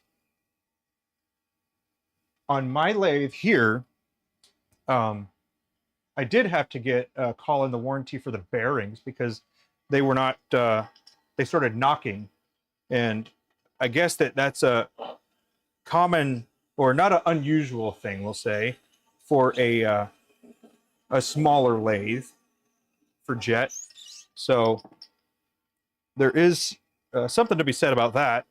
Um, but I was able to buy bearings that are the same size, and it was, I think, $15. So instead of spending all that time going back and forth with jet, it's like, just go buy the other thing. Some people, different things, different takes, different this and that. That's my thoughts on it. If it's 15 bucks and I don't have to deal with the whole headache of it all, although I will say Jet was pretty easy with their customer service because I did do it initially, but if I was to encounter it again, probably wouldn't. Uh, probably wouldn't. Just buy them. Just buy the bearings because there's a good chance you're going to get the better bearings anyways if you buy them. One day, I will say also that moving forward, I would probably get a little bit bigger of a lathe, even if I wasn't going to use it like that or use it for like bowls and whatnot. So if it's like a 15 clearance, for example, I'm looking at a Laguna 1524, um, and it'll actually fit in this space, but it'll be, you know, it'll take up this space. Um, but I'll have more room. I'll have more room um, between centers. And then I can turn bigger things if I want to, but uh, that's the unsolicited recommendation that I've got here. If you're going to get something, you should buy a lathe that you can actually grow a little bit into, if you know that you like turning. Otherwise, I would find out if you like turning and then determine your use case. But yeah, being able to grow into your lathe rather than having to adapt and overcome in some ways, I think is one of those things that there's a lot of different, I guess, mindsets when it comes to that. And I don't think any of them is wrong. It's just a matter of what you think is best for you. So those are just my considerations on that.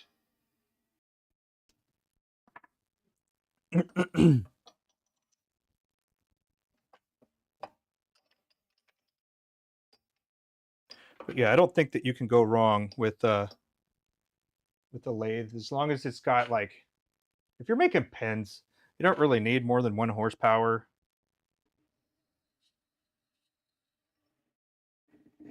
Um,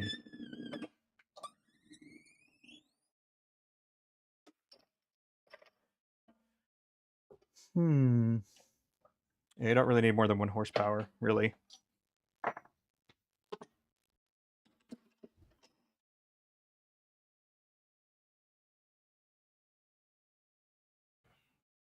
I've turned some pretty big things on this lathe. Like I've maxed it out. it, diameter wise. We'll turn the heater off. Sorry. 1 second.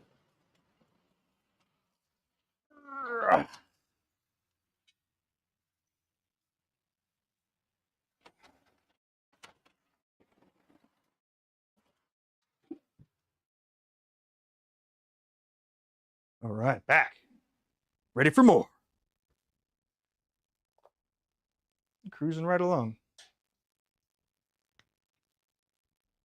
You got your Vicmark used? Is that the yellow one?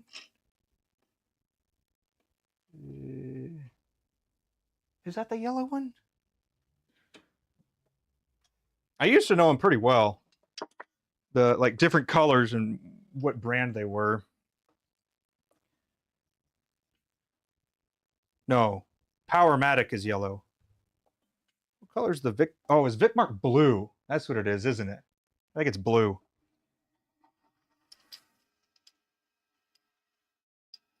That's a good lathe too. I hope you got a good deal on it.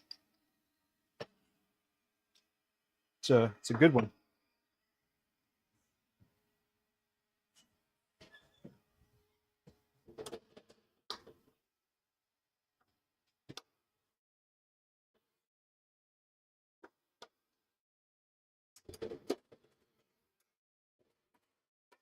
There we go.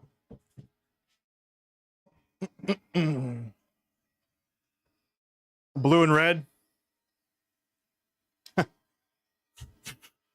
Funny story. I went to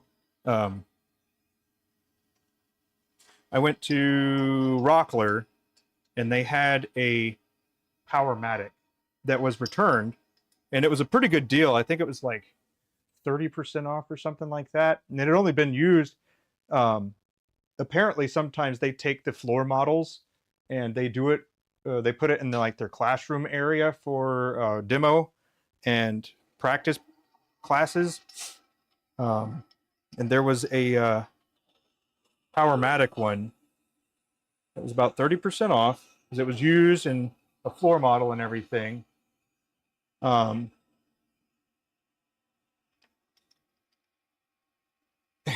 And I just couldn't get over it being yellow. It's like, this thing is ugly. Like, I was even thinking about like the logistics of getting it painted. It's like, could I just spray paint this? Because I hate that color.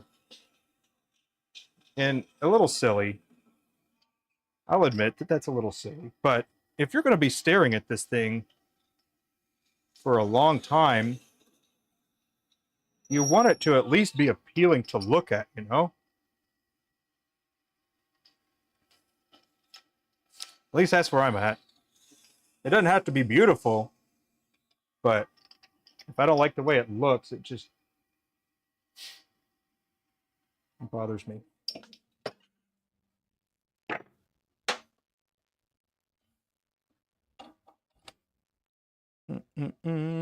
Sean, you got a Rikon? Right on, man. I think a Rikon was another contender, but it was actually, I think, number 3 or 4 when I was determining which one I was going to go for.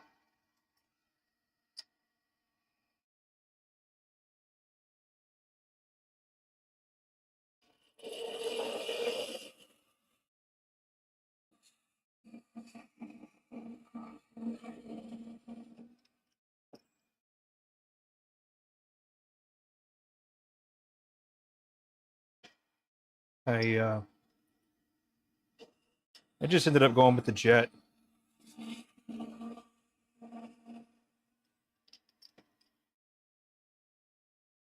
It's a Jet 1221. So let's see. Vinny, you got your 1524 about 20 or about 3 years ago. Mostly pins at the time, lots of room to grow, and right on. But now turned lots of bulls and wish it had its bigger brother, right? See, that's what I'm saying is like you kind of have a general idea of what you want to be doing with the lathe, and then you buy like one above, So I think I was looking at like the 1015 or something like that. The jet, something like that. I don't remember what size exactly, but it was like the 10 something. It was a step down in the size of this one, but I knew I wanted to be able to grow just a little bit. So, but that's funny.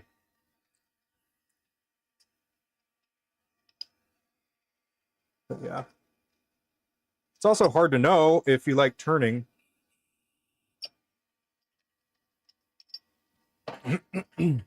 Tommy, it was from a turning shop in Connecticut. Lots of use on it. Repainted, changed, rewired. Right on. Well, hey, I'm glad you had the know-how and the gung-ho to do that. You can ask Kevin. When I buy a machine, I don't want a project. I just want it to work and do what I want it to do. So that doesn't mean I won't buy used stuff. It's just I want it to do what it needs to do, unless I want the project. So I guess that's another use case. So there is that.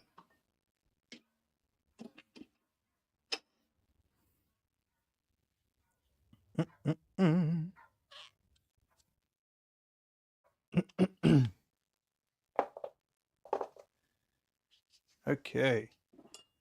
We are cruising right along. So I think we're going to be good to go. I just can't do a center hole too deep on this guy. When I do that initial grab for the support on the tailstock.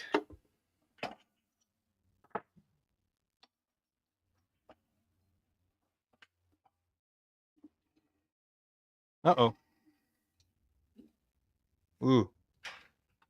Don't want that. I don't know if you can see, but if you see that, that is potential to make it out of round. You don't want that. Want to make sure that it's not in the way, or not being grabbed on, rather. Like here, makes no difference.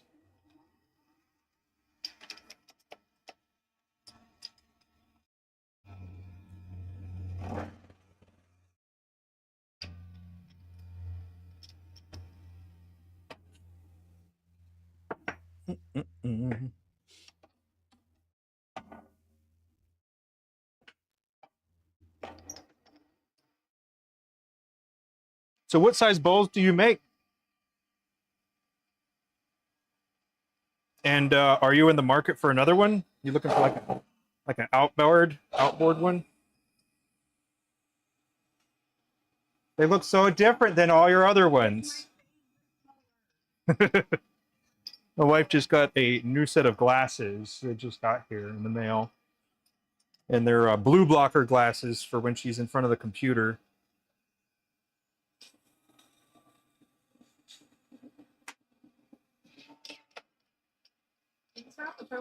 Yeah, it's hot. Well, it's supposed to, I reckon. I did turn it off. You can make sure I turned it off. Or you could just light a match and we'll see what happens. I'm just kidding. Don't do that. Yeah.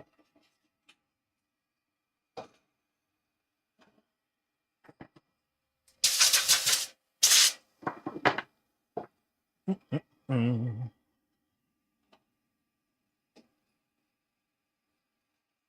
So if you don't know, I have seen a couple new people in the workshop. My wife and I work together. And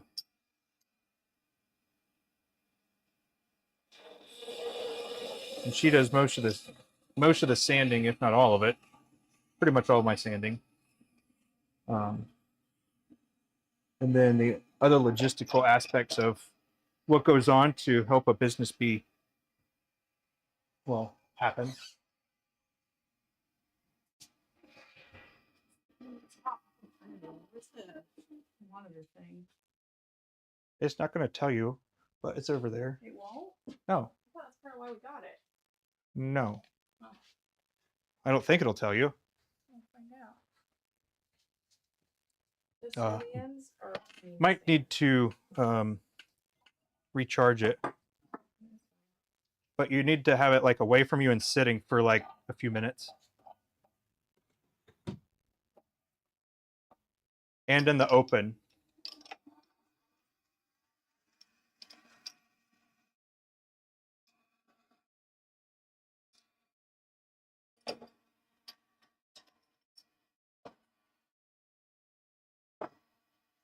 But yeah, sometimes if I'm talking and it doesn't match up what the context is of what's going on with what I'm doing or in the chat, that's what it is.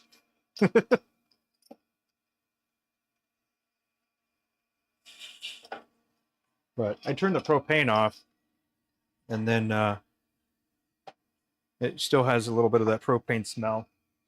So. You'd like to upgrade to the 1836? Nice. Still recovering from the bandsaw purchase? I hear that. Isn't the 1836 like 3,000?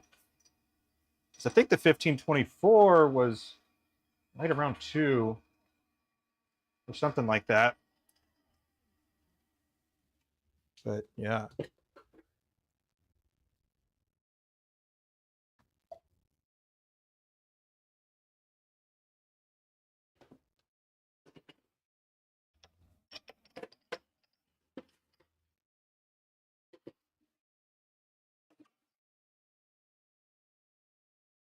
Yep. Right on. And then if you got the BX as well, man, then you got quite the setup. You got quite the setup. Does the 1836 actually rotate outbound or outboard? Outboard or outbound? I don't know. One of those. Does it rotate like that?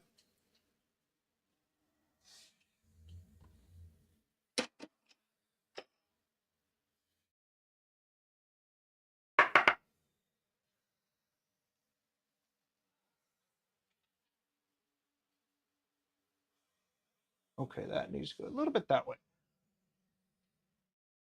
Nope, the other way.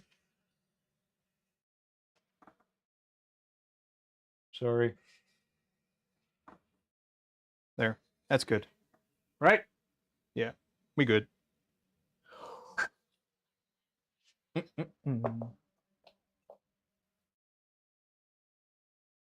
It swivels over the bed.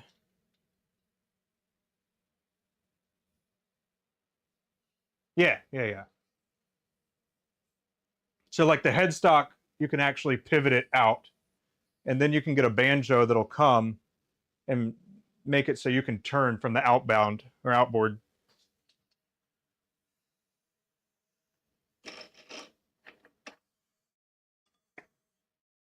That's really cool.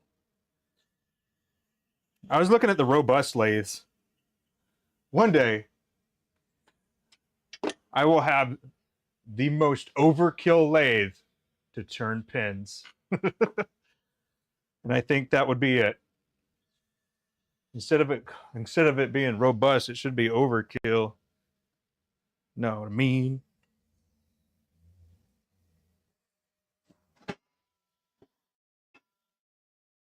But I don't know if the American Beauty will be on my I mean, they got the Scout, right? They got the Scout lathe, but I think the American Beauty is kind of like the last lathe that you'll ever need. You know, it'll be one that becomes an heirloom, which is kind of cool to think about. Dang it, I did it again. We're not touching. We're good.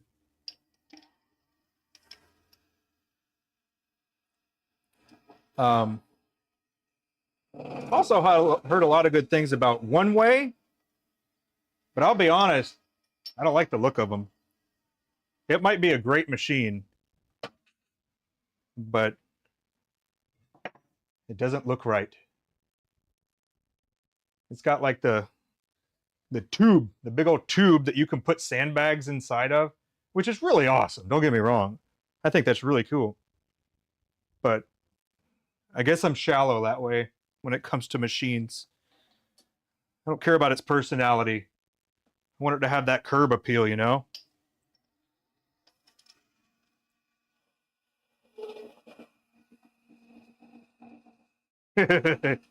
He turns on a 2434. Wow. Does it have the bed extension to go along with it? 2436. That's funny. Talk about using a shotgun to kill a fly, huh?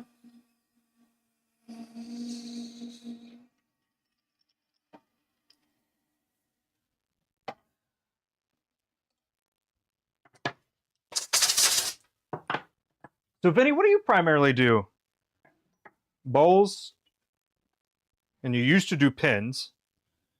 Do you make bespoke pins, kit pins, or combination?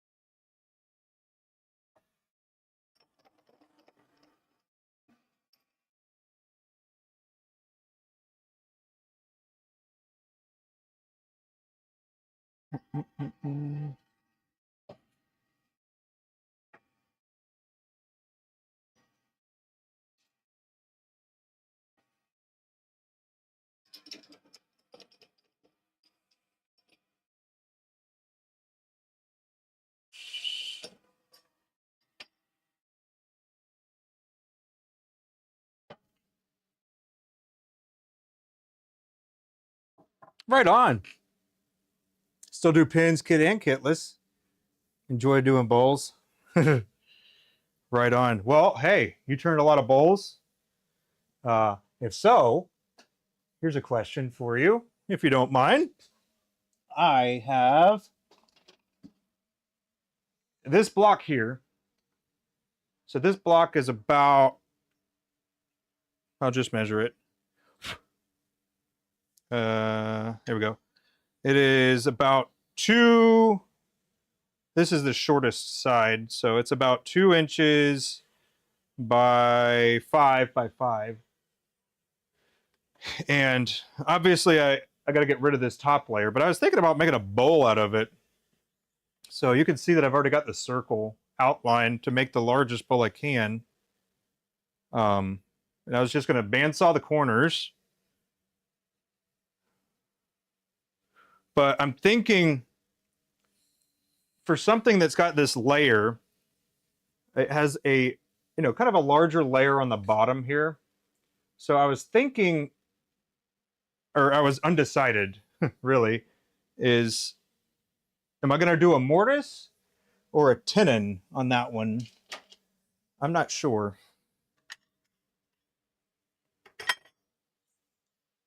Where am I? I'm not sure if I want to do a mortise or tenon on that. Because I think part of me likes the idea of it grabbing. But then again, because it is that single layer, I'd be able to maybe save more of the material if I did the mortise,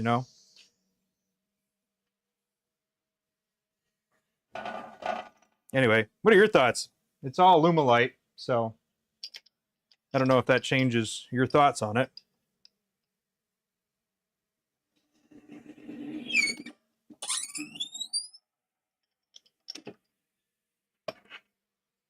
Be pretty small. It'll be a pretty small project, but I think it'll look really cool because it's going to have the different layers.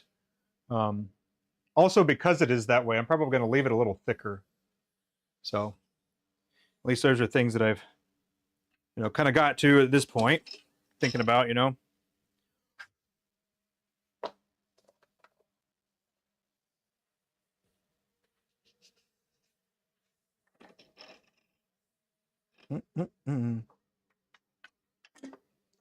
On smaller work, because there isn't a lot of depth, Yeah, okay. I've got glue blocks that I've used in the past too. That I save, little burner blocks. So I just probably throw this in the chuck, make it nice and centered or rounded, and then, okay. Okay. That'll actually, make it so the bowl can be a little bit bigger too. Nice. Thanks for being here, Vinny. That's a good idea.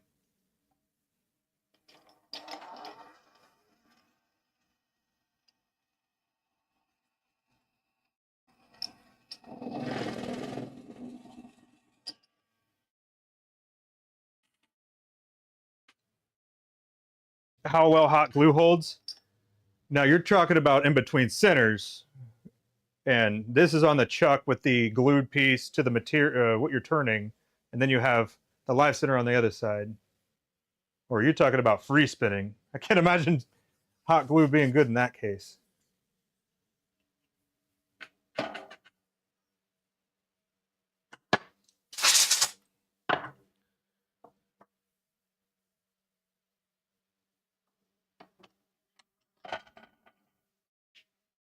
Because I got some Gorilla hot glue.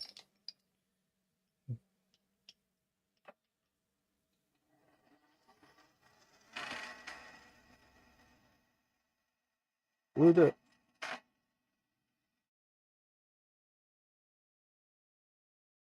glue the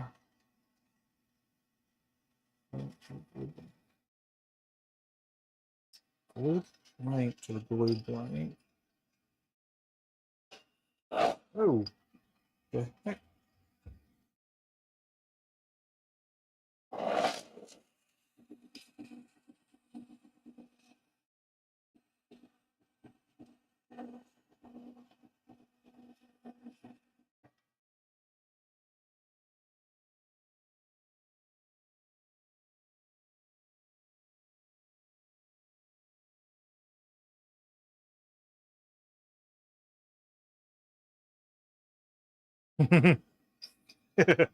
This is what I love about all different types of turners.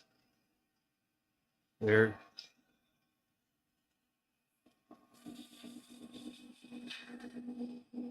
all kinds of ideas.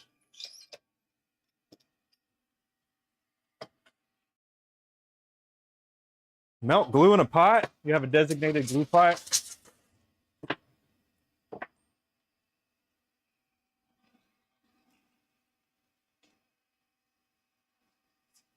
That's pretty interesting too. Hmm.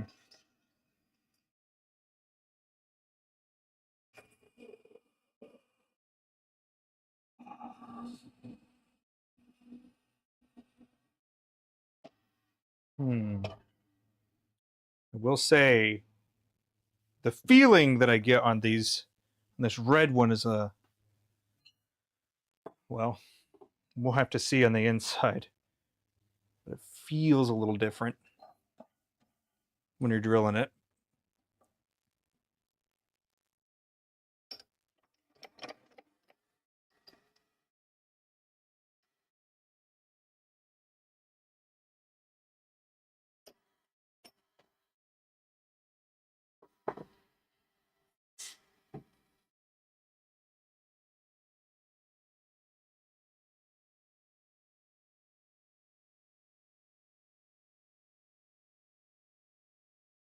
Okay.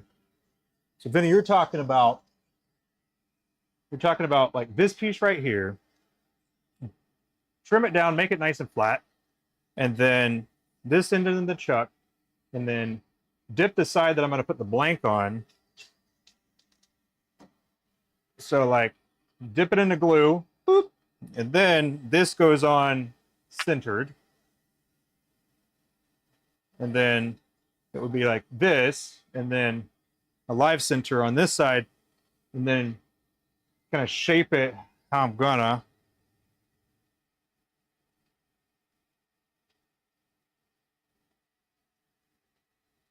You see, if I did that initial shaping with it like this, boom, boom, boom, boom, it would be turned around. And then I'd start working on the outside shape profile. And then inside, I'd start to, well, I could actually leave the live center in while I do a lot of the inside. And then at the very, like, towards the end, yeah, okay. Nice.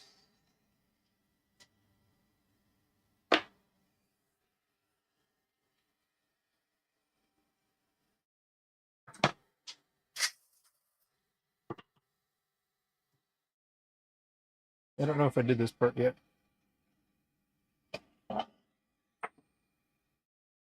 What am I doing here?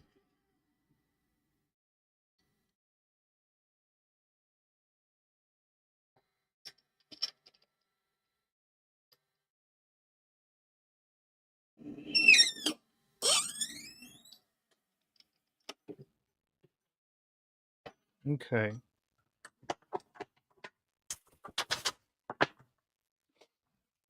Bum, bum, bum.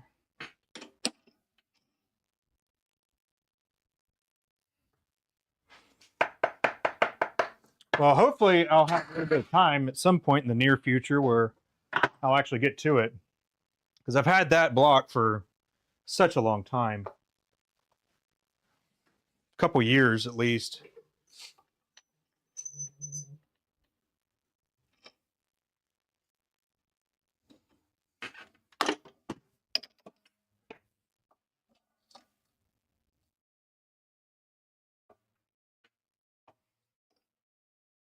Dang.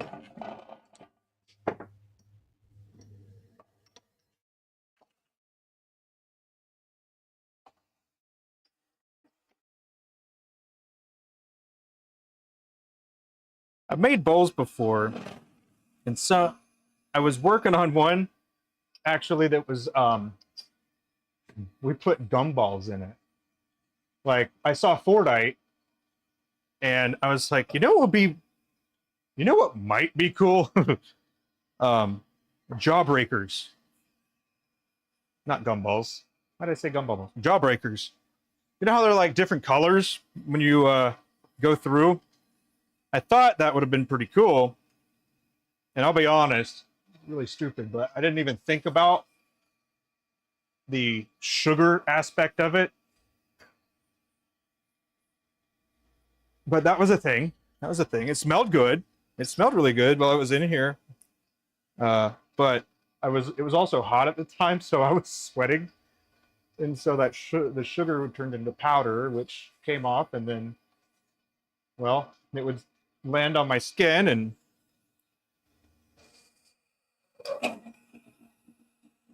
you know how that goes. But us, wasn't a big deal. Made it through. But that wasn't. That was actually one of the most violent turnings I have ever had because it flew off of the lathe. So.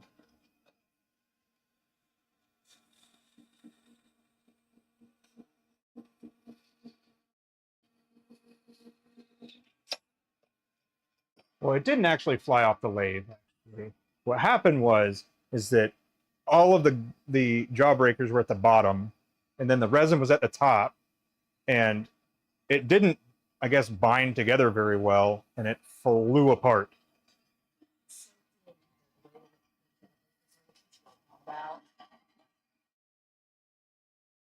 What? I said resin wouldn't soak into the jawbreakers Yes. the way they are, and we didn't think about that. It's one of the first things that we did. Yeah. So that It would've didn't never- soak in at all, is would've what she's never worked saying. anyways. It could have been cool. Maybe a different way of executing it would have been a better avenue. Like stabilize. Well, you can't stabilize them. They're solid. They don't have pores.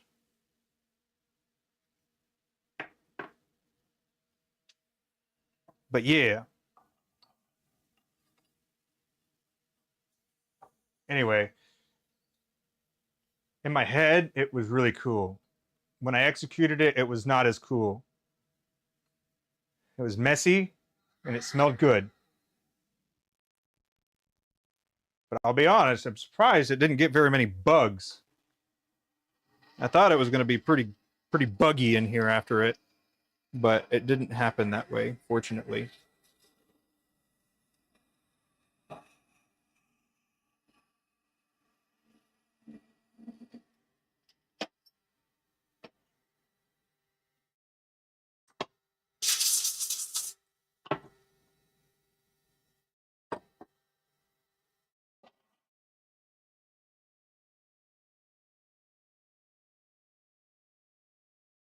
Does anybody have a 3D printer?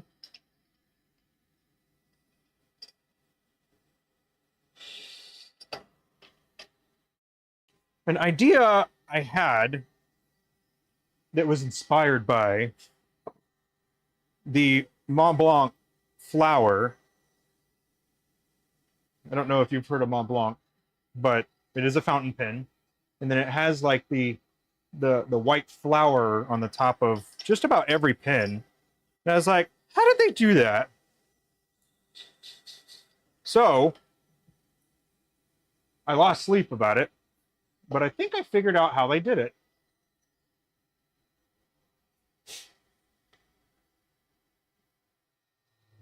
But I think I would need a 3D printer in order to accomplish it.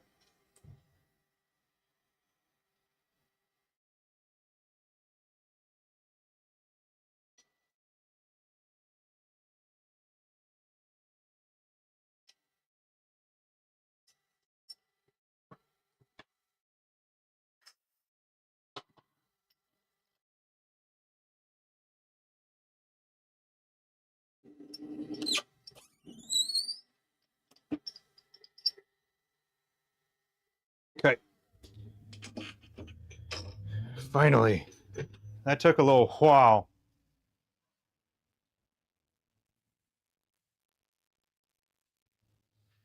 Mm-hmm. Nice. Abby's sanding the snowman that I did, I think on Monday or Tuesday, and the Juma one that was also done on Monday. So, and they're looking good. That green mamba is looking cool.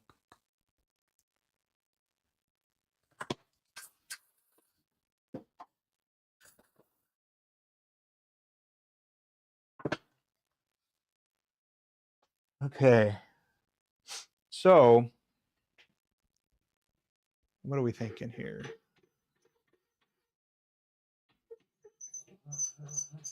Um,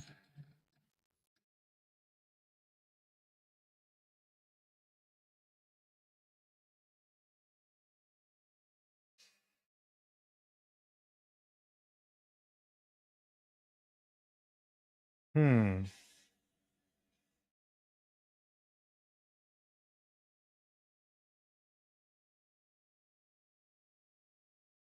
Okay, I guess we're going to convert back. I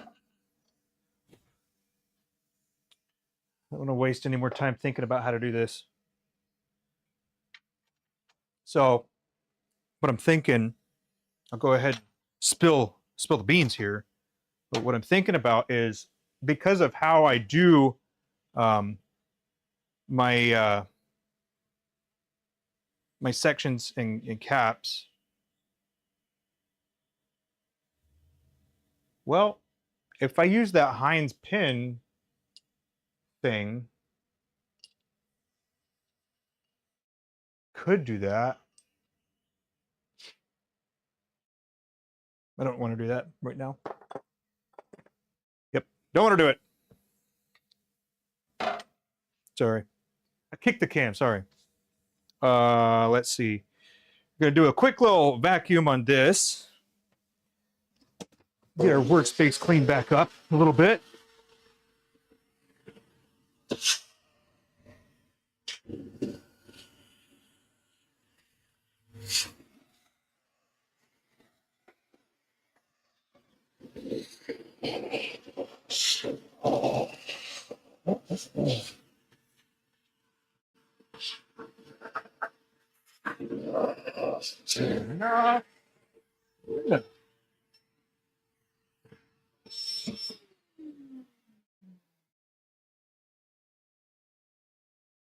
Boop.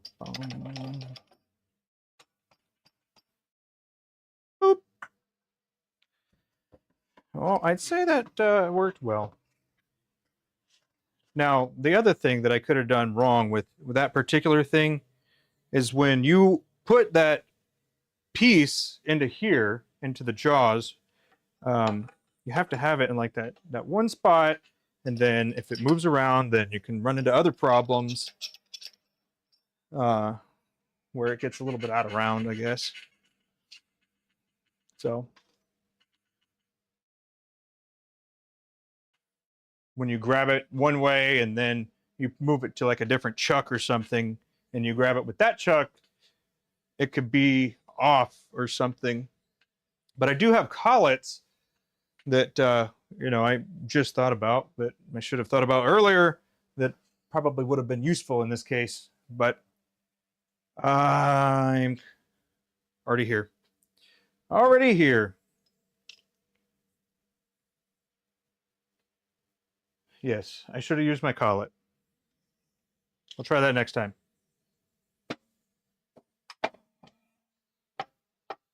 Mm-mm. Mm-mm.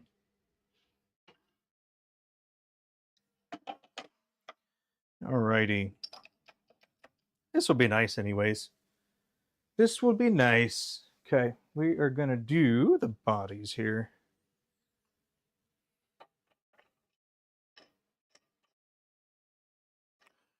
Oh, let's see. Gotta make sure it's good. Yep. Good to go. All right.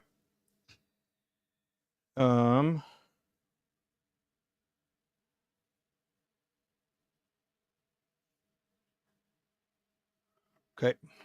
I'm gonna go like this. All right.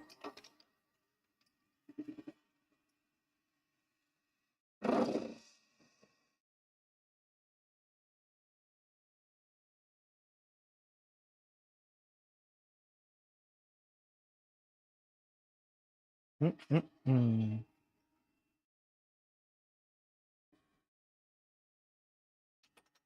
Okay. We're working on the bodies now. For the barrels.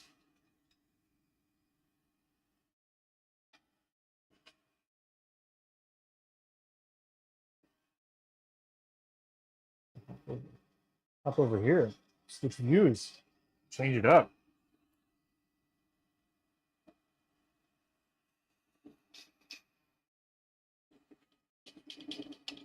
A little bit of that. See, this is why I was using the peck driller, because the tailstock would take a little while. But for this, I will do it a little differently. So,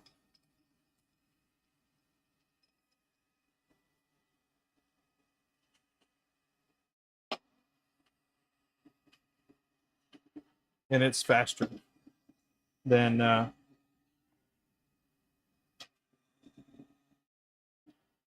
using the tailstock.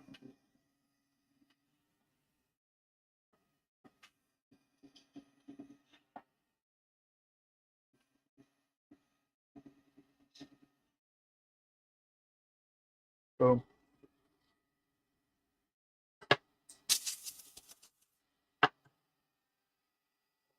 But particularly for translucent ones, if I'm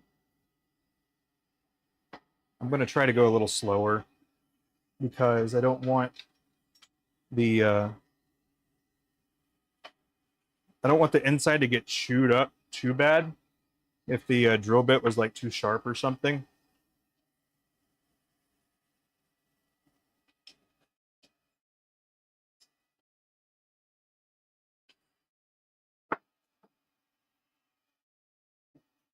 Yeah, that's good. But on the inside, because you don't want it to look all like, I don't know, crackled up too much. If you are able to handle that. But yeah, here we go. Boom.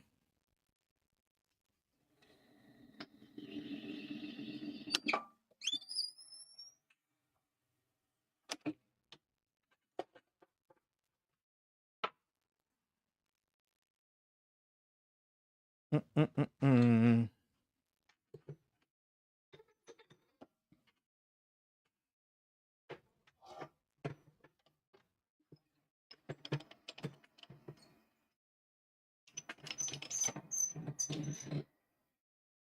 Yeah, there we go. Now,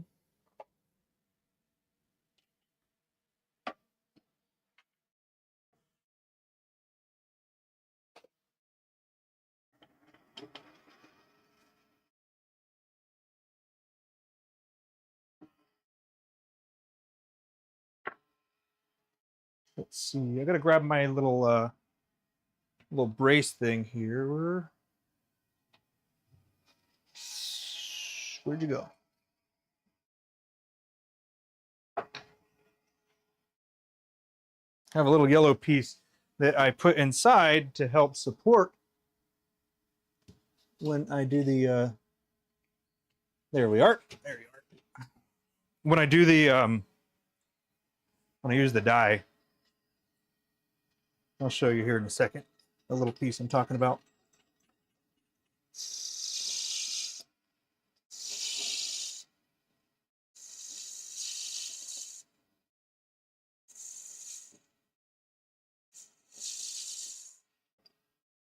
Boom.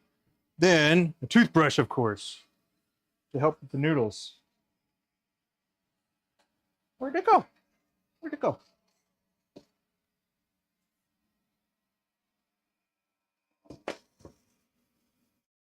Mm.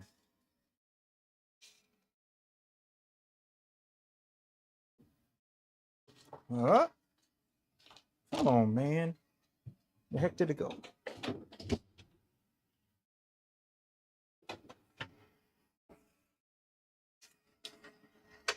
Okay, now looking for this. Okay.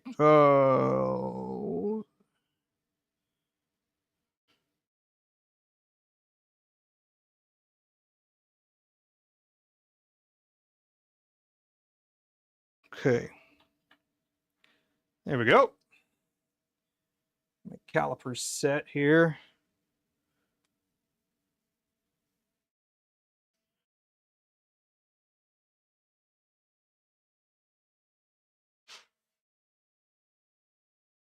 Okay. A little fine tuning. Fine tuning here.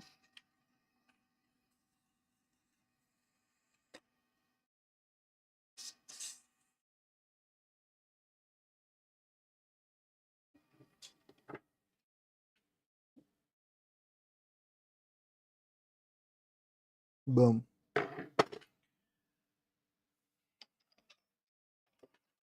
That comes out. This goes in.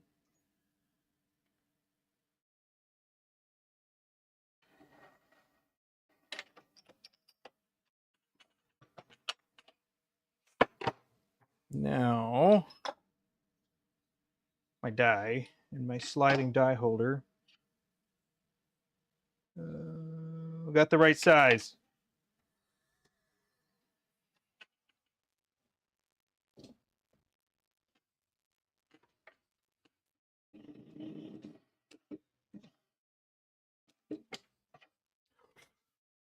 Sweet.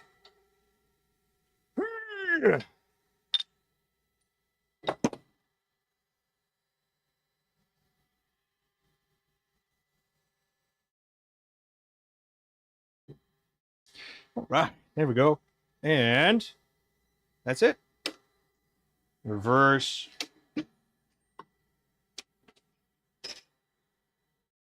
Good. Little spritz.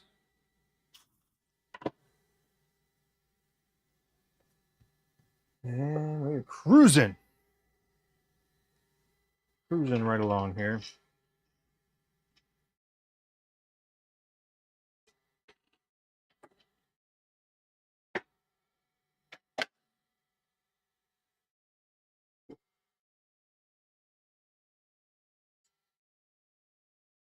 Oh, what am I doing here?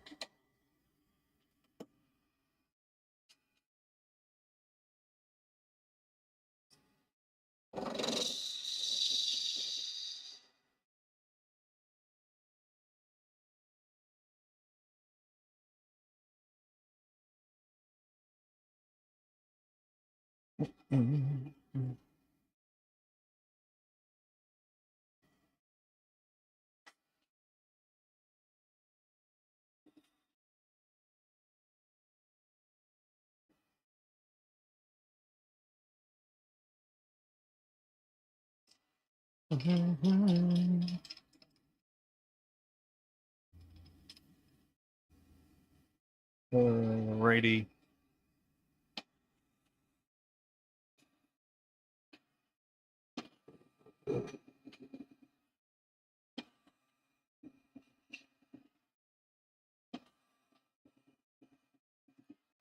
This way is even faster. I'll use the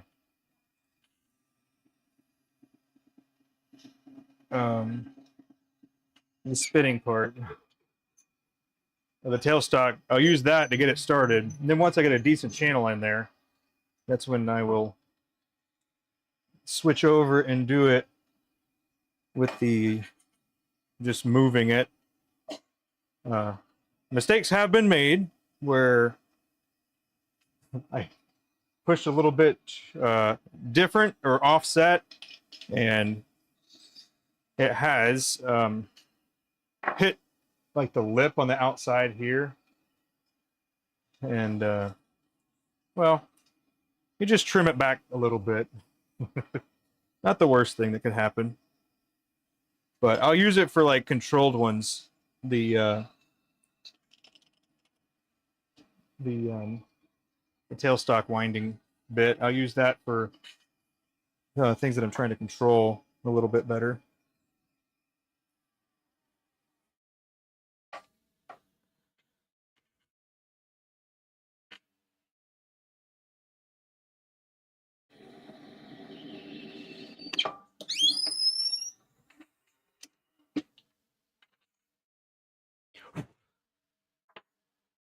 Okay.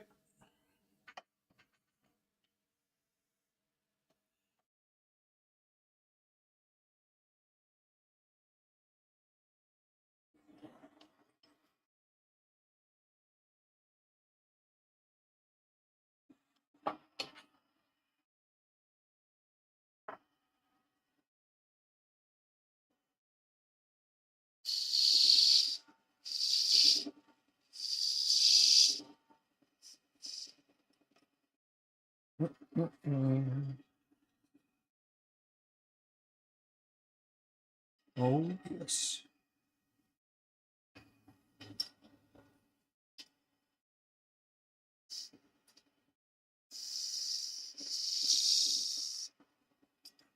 There we go. Little sandpaper touch here. Some crazy. Go in there, round it off. Make it nice. Little. Good.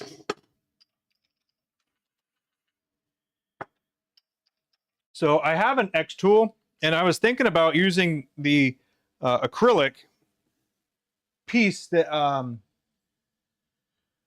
that you can cut with the laser. And I was thinking about making different templates for the pins. That way I could have just like a standardized measurement for like I'd have, I don't know, like a square that would show the correct diameter, and if it doesn't go on, it needs to go down a little bit more. So like repetition purposes, you know.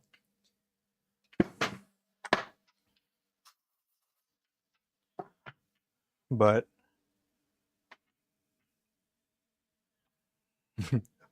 a part of me is like, I don't want to do that because it's going to standardize it so much that, you know, it won't be as, I don't know. I don't know. I don't know what the words would be for that. But it would be a little different. Well, I guess it would be more the same, but you wouldn't get, I guess, that variation a little bit.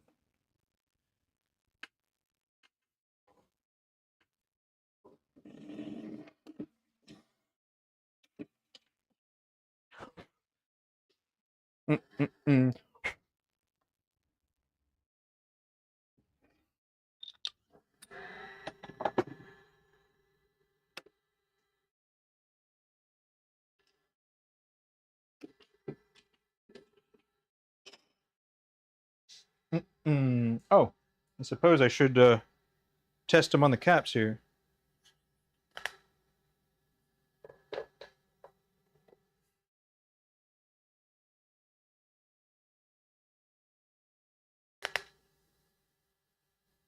We're getting good fits.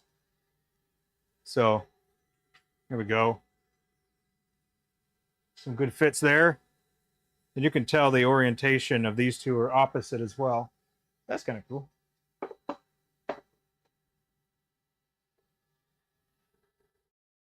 Just working our ways through the bodies.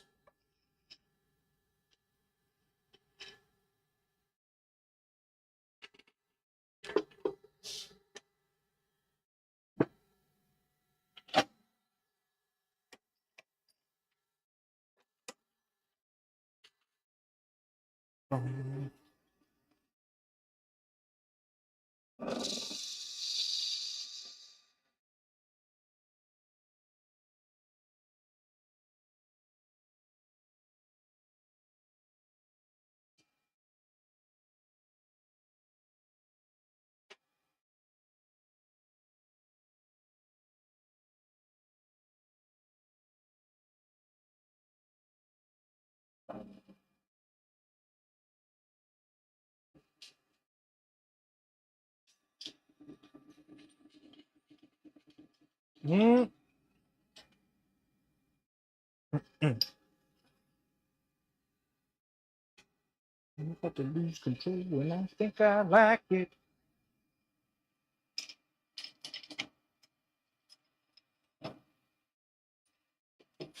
Anybody doing Christmas ornaments on the lathe? Snowmen, Christmas ornaments, trees, anything like that?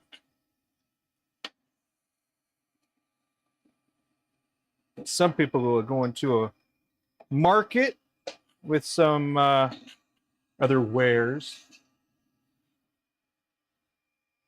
which is awesome.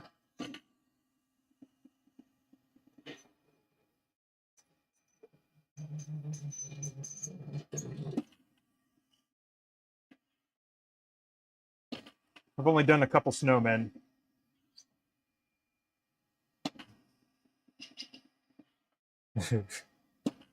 Speaking of snowmen, so I made a snowman pin that has African black wood and quilted maple burl, I think.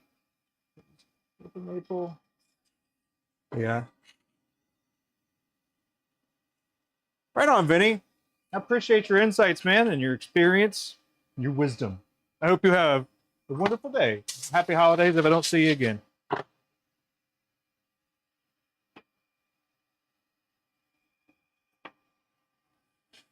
Yeah, I was thinking. Oh, no. Quilted maple. And I used like, I don't know, about 3/4 of an inch of the African black and then the other bit for the white. And I made a snowman with the hat. I have a video on it, but what I'm getting at is I gave that to my daughter for her to take to school and use and stuff. Like it's been sitting on my wife's desk for years, a couple years, pretty much after I finished the project. And then I give it to my daughter. Not even a week later, she loses her lunchbox, which is where it was.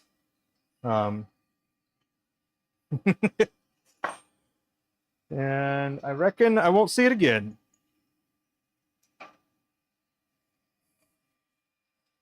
It was made on a slim line. It looked pretty cool. Thought about doing a larger version of it. You know, with maybe like a 2-inch or something like that, but not on a pen.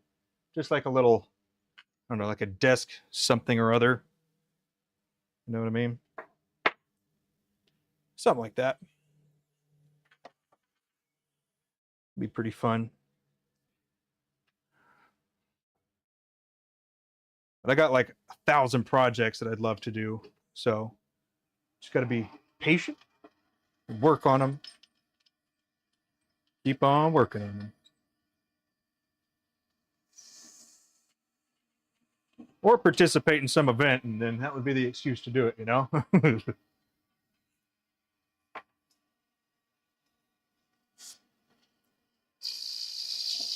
Didn't Turner's Warehouse do a thing where it was the like a raise money a charity event? I think he did. The Turner's Warehouse, that is.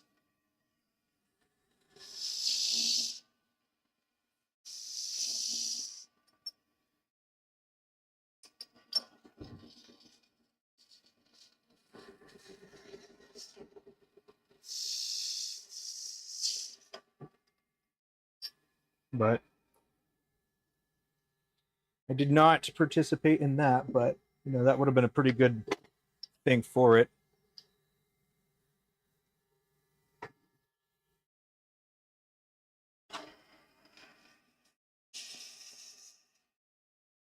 There were some really good things that people had turned and sent in to auction off. It's pretty cool.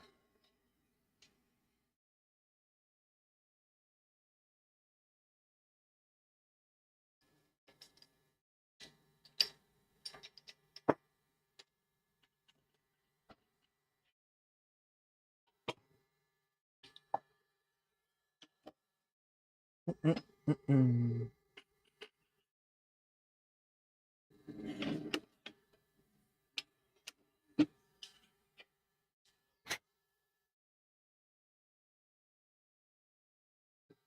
Mm-mm.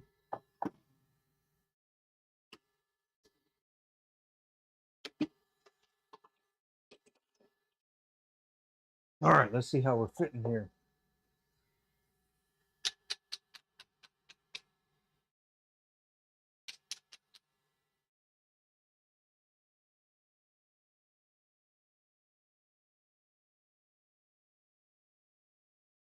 Nice.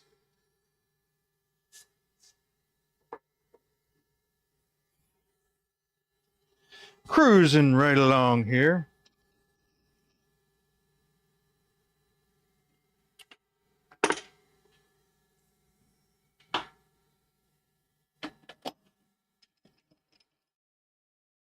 Mm.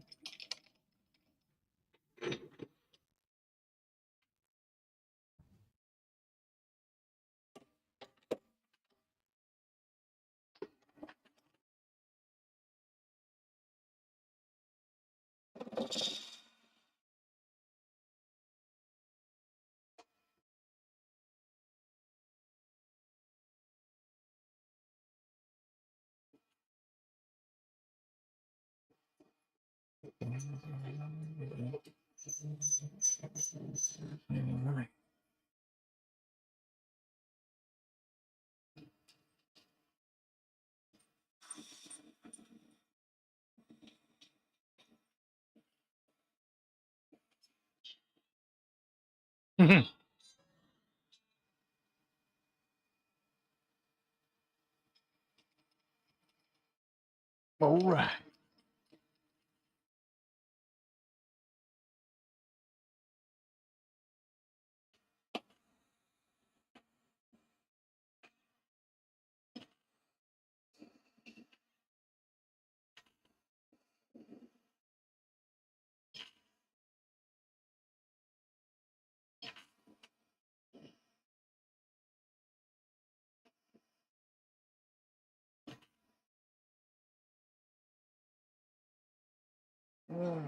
Hmm. Need to build back some pressure in the air compressor.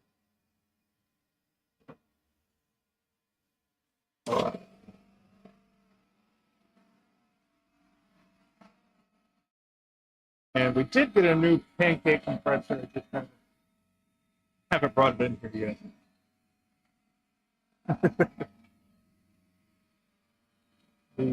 This one lasted a good 3 years of pretty hard use. It's a Craftsman 6-gallon.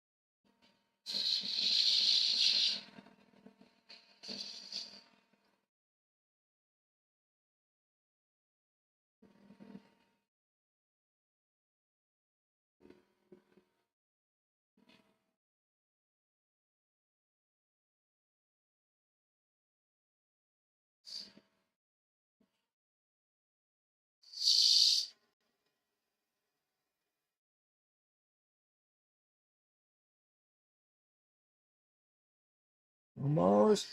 Almost. There it is.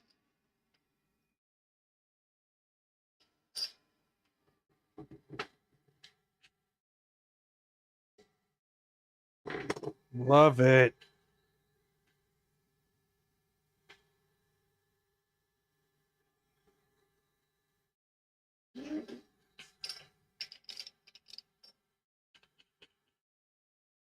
Mm. Mm.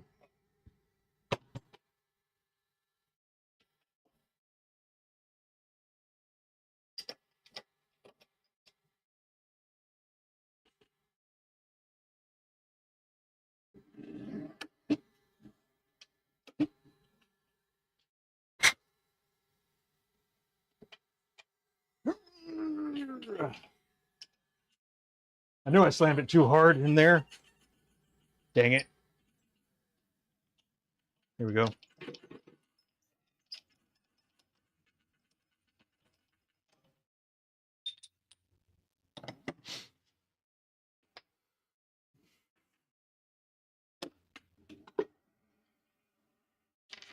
Bum, bum. All right, I got a question for my wood pin makers. For finishing wooden pins, other than CA, and you're going for a resilient finish that's pretty simple, what would you recommend? And it would have to apply to all of the wood species. Pretty much all. Anybody got did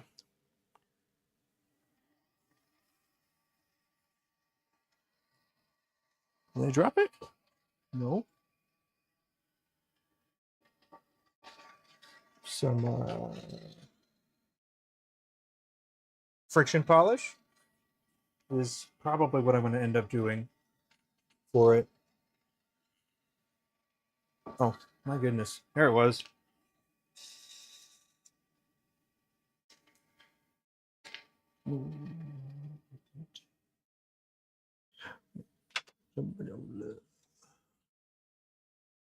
There we go.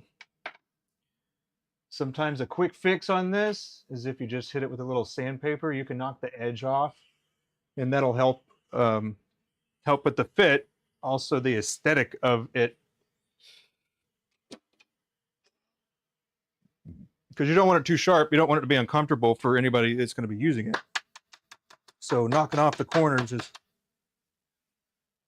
a simple thing to do that.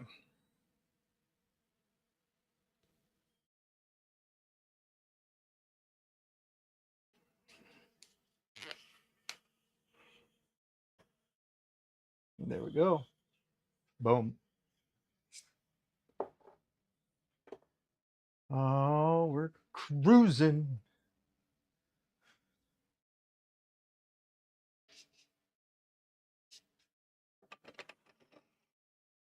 Now we're getting to some of the Get into the, oh, what is it? Peppermint. Peppermint stick? I don't know. Okay, maybe not a name yet. What's it called? I don't know yet. Oh, What? Let's see when you're done. what? What? I don't know if they're gonna do this yet. Oh, I mean, it's got the peppermint stick colors, but it's not like a swirl like a normal peppermint stick. So, you know, also has a Valentine-y look to it.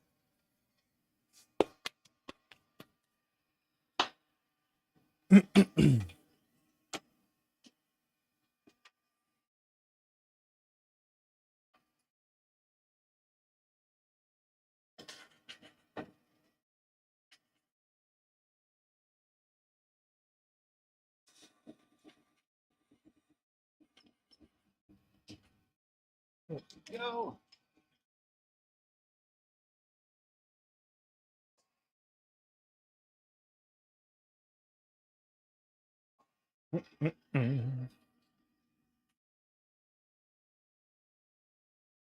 Back this up a bit, y'all.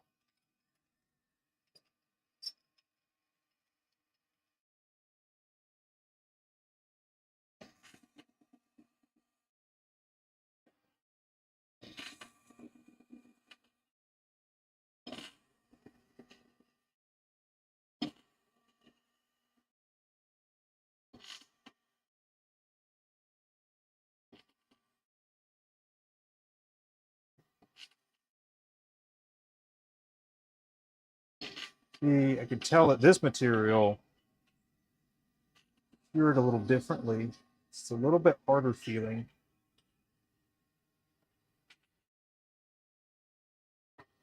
Just a little bit, though. Nothing crazy.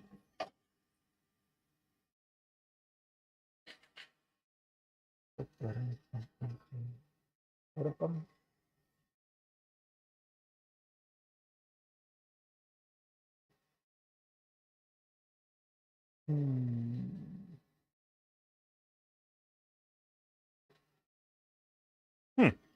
Here.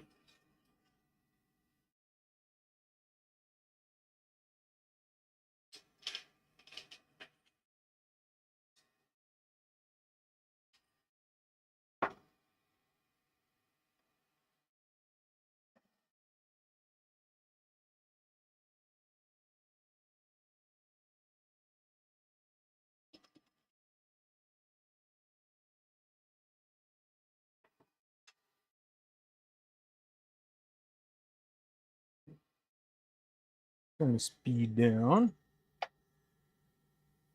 This here.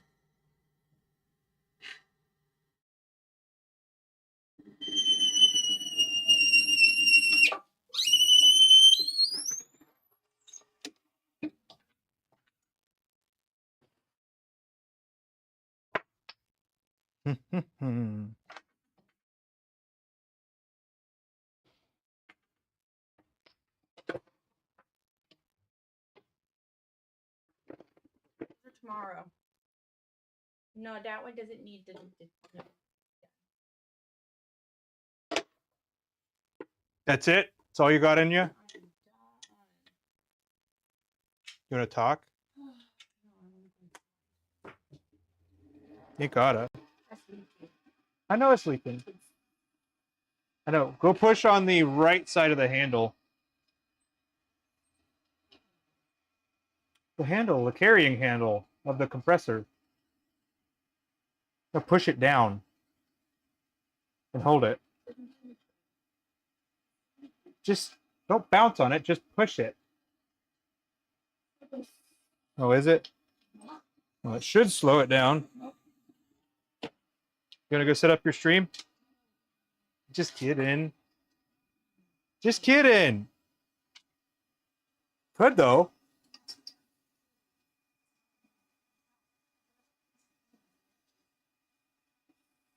Uh-oh. Uh-oh.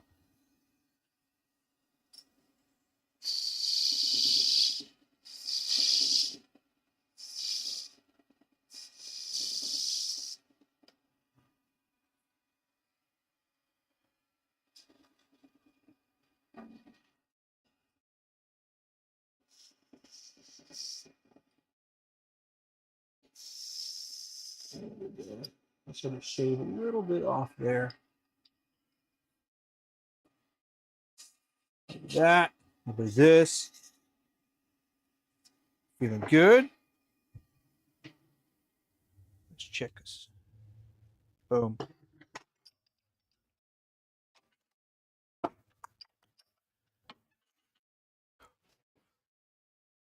Alrighty. Mm-mm. Mm.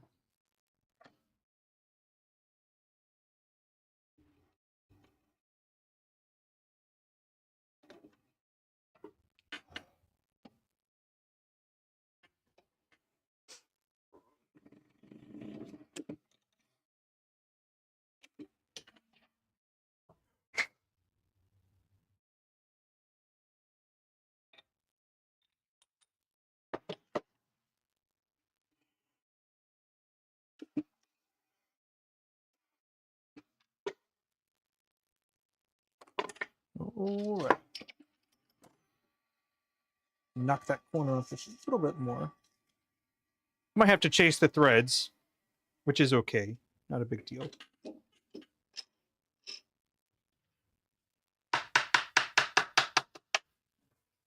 Not a big deal here. Let's check and see how we're looking here. Okay. That'll do.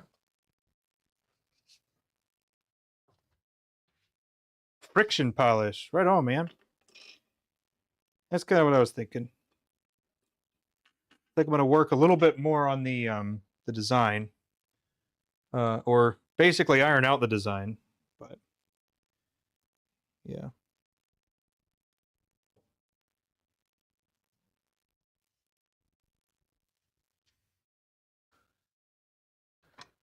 Ooh.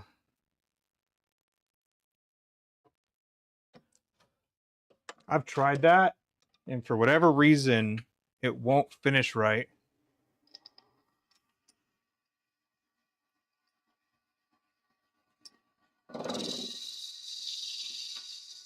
I've tried spray. I've also tried dipping it. And those didn't work. And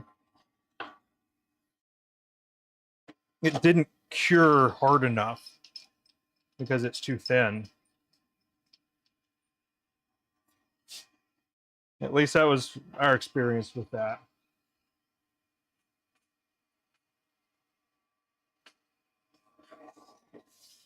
We tried. Oh, where is it?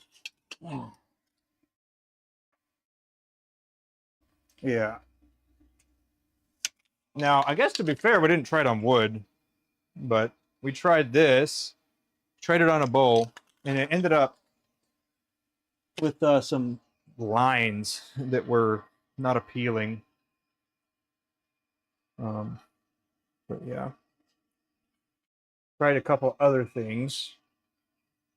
I was really excited about them, but it didn't quite go as we hoped.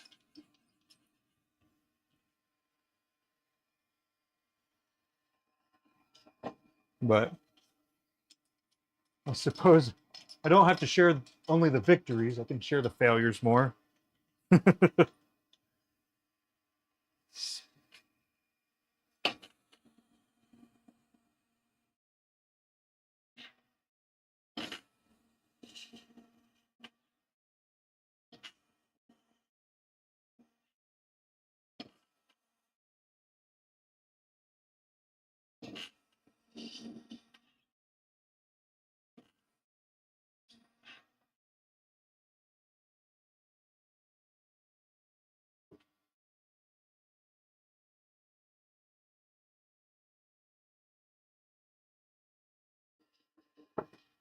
Try it again, or different material.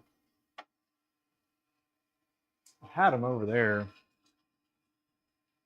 but it took a long time for it to like fully harden.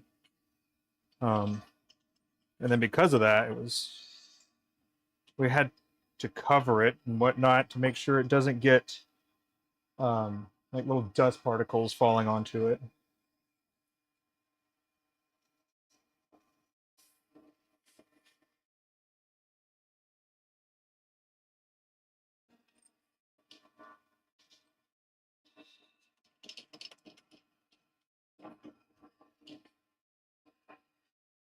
Oh, you know what else?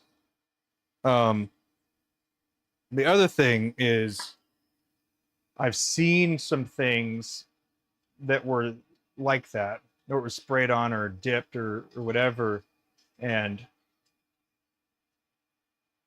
one of the customers were complaining about that particular one because they were asking, how do we, is there a way to like get it refinished or something?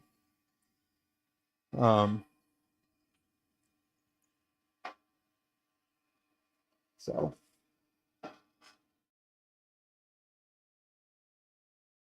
and it was weird. It looked weird.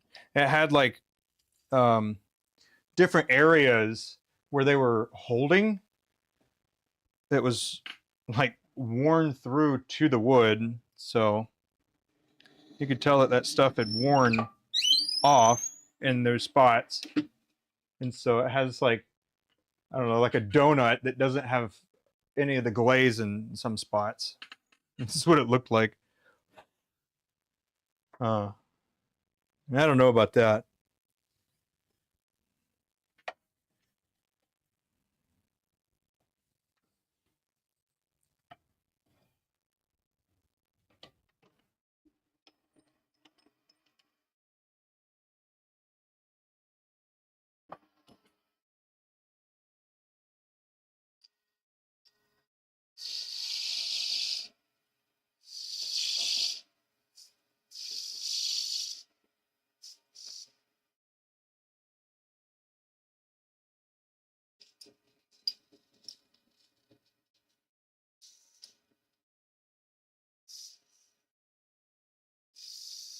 There it is.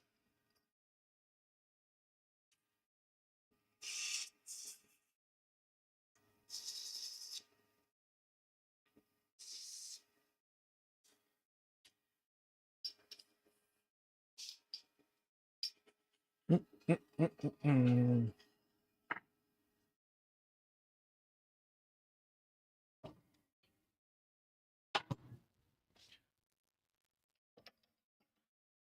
Okay. Cruising right along here.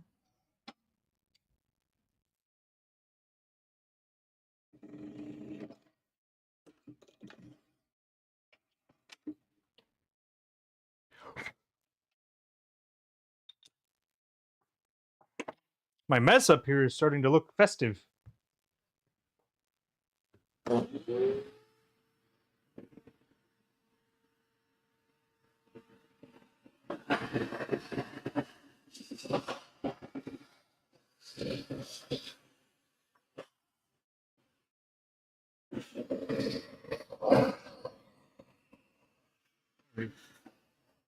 Hit it.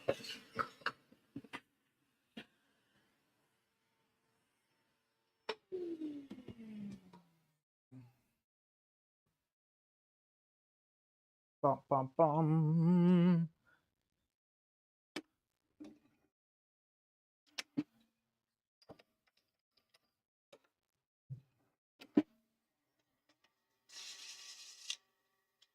Sweet.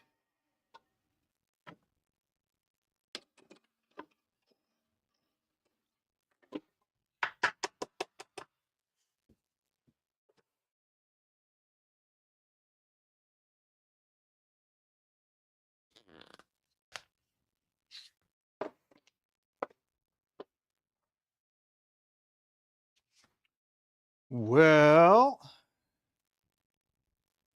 missed a mess up? No. Cleaned up a mess?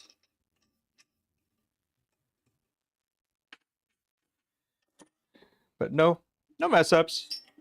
Not yet. Knock on wood.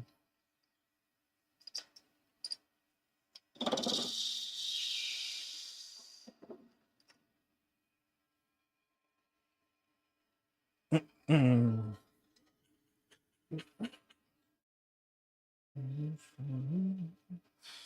Oh, I don't know if I told you already, but we're going to be going to a Nitro Circus show this weekend,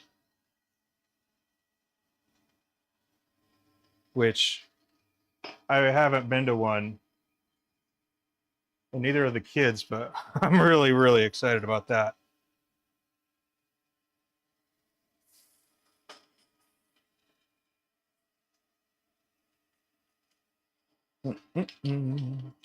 Ah!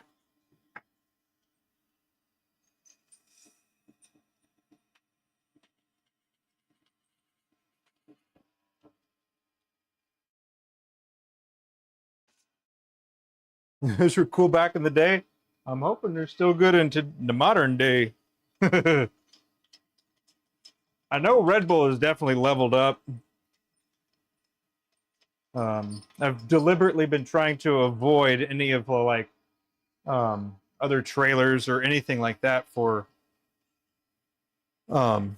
Nitro Circus. And the kids also have no idea what it is. I said, "What do you think it is?" I don't know. It's got like animals and stuff. No. So it'll be cool.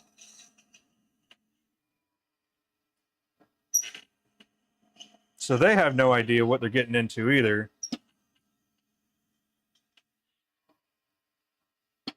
Do you remember if it was loud? Because we've been to Monster Truck inside an arena, and so having ear protection was pretty important. So I'm kind of wondering if we should just bring our ear protection or not. I don't know how loud it is.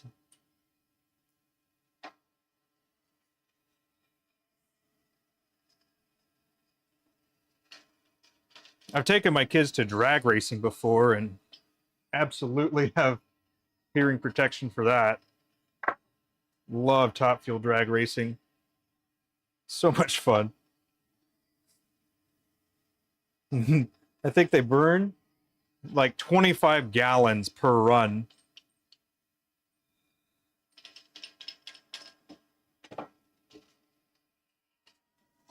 We were thinking UV resin while spinning. Yeah. I've thought about that. Like there is a mod, basically a print that you can put on like a tumbler rotator. You know the things that they make the cups with and then they rotate them slowly. Well, there's another one that you can get that you put like a pin sleeve on, and it would all rotate, so you can have like a whole bunch of them. So we've looked at that. But yeah, not sure if that is, right thing there.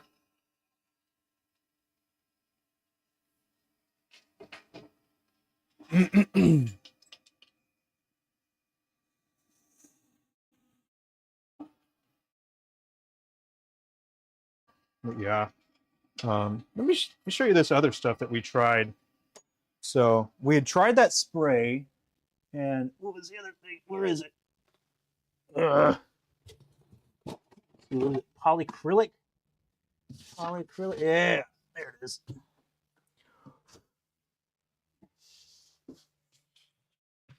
So this was another thing that I was trying out.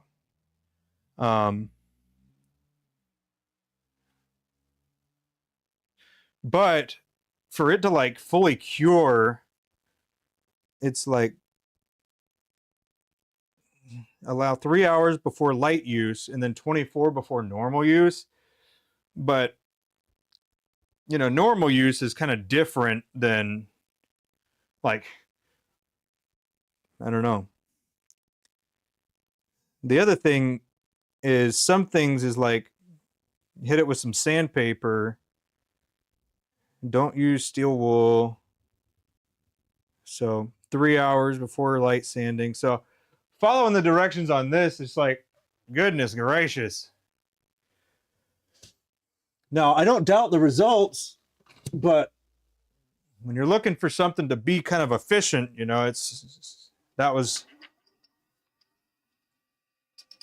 not quite for us, I would say, but it might work for somebody else.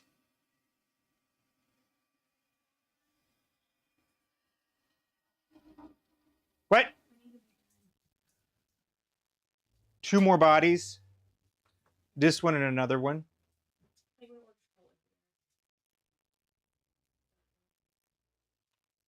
I guess. Okay. Do you want to look at these? Oh, we can't ship to the United Kingdom, England, Scotland, Wales. You know, come sit. Not just for a second. We know how that goes. That's what people say to me. All right, only nice things. Careful. Watch your feet. Yeah, good enough. Yeah. Here you go. Yeah. Well, I don't need a mic. Where's your Well, how chat? can you talk? Where'd your Oh, cat go? It's it's all right here. gone. Oops. Nope, that's not it. Oh, it pulled it out. Been breaking the things.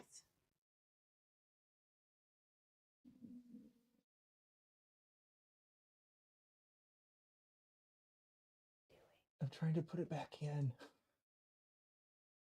Oh, there you go. Oh, goodness. But yeah, we thought about the UV resin while spinning too. That didn't go. Oh, for the big bowl? Is that what we're talking about? Yeah, so we were talking Whoa. about like simple finishes for wood, what I would use for the sleeving project I got coming up. Oh, well, And we're trying to already think of the easiest finish. triple E and friction polish. Yeah. I think that's gonna be the most consistent, nice finish. UV resin you have to be really careful with as far as curing, just because it can remain sticky if you don't cure it all the way. And I don't know about fountain That's pens, unappealing. but for Not diamond you. painting pens, I know that we've had customers complain about other makers that did use a UV finish, and it like gets sticky, I guess, over time or something. So I don't know about giant bowls. I wonder how well that would do. If you like dipped it and cured it, it'd be pretty hard because it's the one that he's talking about is really big. We tried I showed him the bucket.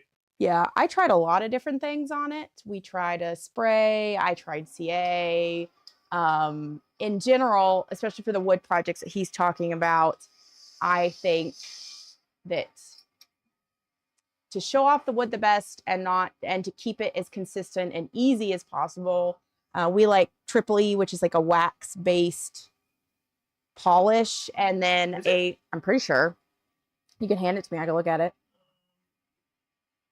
Oh, is it lost in your pile of stuff? It is not. It might be, but I didn't put it there. You did. Anyways, I'm pretty sure it's a wax-based like polish that has like grit in it. Kind of fills the pores, and then Grit. yeah, and then the friction polish is it shellac in it or some kind of lacquer? I'm pretty sure that builds up. It's fine. I don't know what it is. Mylans is the friction polish that we use for wood projects that are like that. I have quite a few other ones that I have yet to try. It's got like shellac, Aussie oil. It says do not use under anything other than shellac and other waxes. Under shellac? Yeah, it's probably their own brand of whatever. Here's shellac. It's another friction polish. It's just their way of being like, don't use it unless you use our other product. You taped all over. I can't even read what it Yeah, says. because it broke. Remember when No. Remember when the Oh, there's no more instructions. CA glue spilled everywhere on your. Oh, yeah, I do. So in the heat or whatever, I have the big bottles of CA, both thin and medium. And at one point, my thin bottle, like during the summer, just the plastic exploded. And so one whole shelf of my little cart thing that I've got all of my sanding stuff on was like all the CA, anything got glued to it. So John had to break stuff off of it. And it still has stuff that's now just permanently adhered to that shelf. Well, that is what happened at the bottom of that. Oh, well, that checks out. Just trying to keep it all inside and not dry out. Are these the pins? Yep. Cool.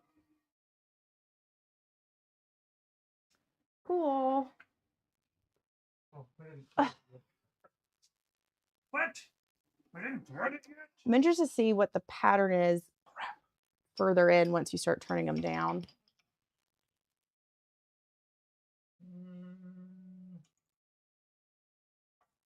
Yeah, I don't know if I'm going to call these peppermint something or candy. They're not really candy cane. No. Guess they are more peppermint stick-ish.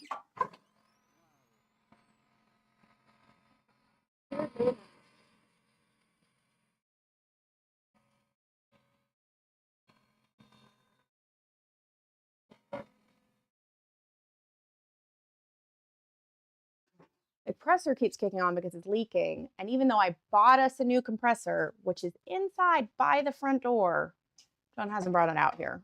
And we need to just turn that compressor off and put the new one in. What are we going to do with that one? Trash? I don't know. We have a TV in there that we need to get rid of too. Free one. What do you mean? Free It for was a free TV that we got. Yes. It was my parents' old TV they wanted a bigger one. And so our TV is I don't know, 13, 14, I don't know. It's really old. It was when plasma screens just came out. It was expensive, especially considering it's so loud. You're so loud. I'm sorry. Especially considering that you can get TVs, like big ones, pretty decent ones for, a few $100s now. But we have moved it across the country to multiple different states. It has lasted through a lot of houses, and the pixels were finally starting to like give out in places, but we don't love replacing stuff like that until things die on us for whatever reason. But luckily my dad got himself a new TV for Christmas, and we got their old one. But now there's a TV inside that John needs to give to his sisters or somebody or get it out of our house. Something. The compressor, on the other hand, just needs to go. It leaks and we don't need to. And the new one is the exact same, but new. And it lasted a good, 4 years? Mm-hmm. Yeah, 4 years. with a lot of use. Yeah. It's actually, this will be our third of it's a Craftsman, the donut shaped one. I think it's a pancake. That's what I meant. It's a pancake. Like 5 gallon? 6 gallons. 6 gallons. 6 gallon pancake, Craftsman, the red one. See, this is what I do. I do the product research. We killed the first one because we did the janky Harbor Freight pressure pot, which we also still have, where you take I think it's like a spray painting. It is a paint can pressure pot, whatever, from Harbor Freight, and then you like retrofit it with valves and stuff. But guess what? That sucker doesn't hold pressure at all, and it killed that compressor within like a month or two. Didn't take long. It died very, very quickly. Is it not working? Huh? No. Nothing. Anyways, so they're just working on other stuff too. I don't blame them. We're all hanging out. I'm gonna go inside. I'm hanging out. Why don't you just stay until I finish this one? That's it, and you're done? That's it. And then we'll get the sections and shaping and stuff tomorrow. Nice. We'll start that up at noon. What do you think of that? Cool. I'll be here. Also sanding. Or sanding while you turn. We got to finish the rest of our diamond painting pens. I'll show you guys the snowman and the Juma one that he turned the other day on stream, since I did finally get those sanded.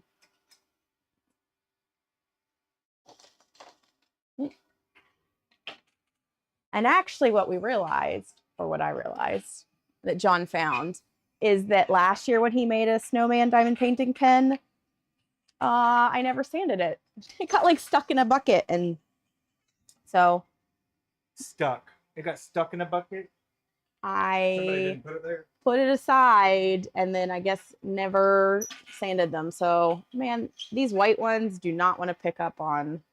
Well, it's not going to focus, baby. The fact that the autofocus doesn't work on this camera annoys the heck out of me. Well, I But turned the autofocus off on I know this one. because that, well, and it had like a weird square, and that one likes to flip, was flipping itself upside down.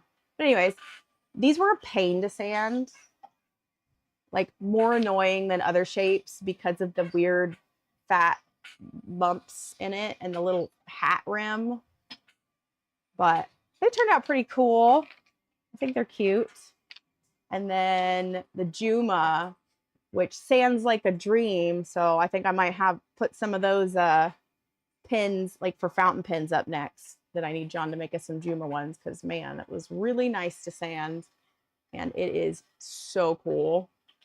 I'd say that Juma is probably the closest material that I've worked with that is like Oporex. Oporex. So I'd say Oporex is kind of like a mix between. Stop going away. You got the mic. Oporex is kind of like a mix between the Juma and acrylic. Not quite hard as acrylic, but not as soft as Juma. So it's like an in between, in my opinion. They sand very similarly, the Juma and Oporex. So, but yeah, which means they sand really nice. We haven't worked with acrylic in ages. We bought some cheap acrylic blanks when we first started, when you first started turning anything from like woodcraft, and then quickly realized that we do not like working with acrylic. It stinks and likes to melt and do weird stuff. But that was also in our learning phase of this whole shindig.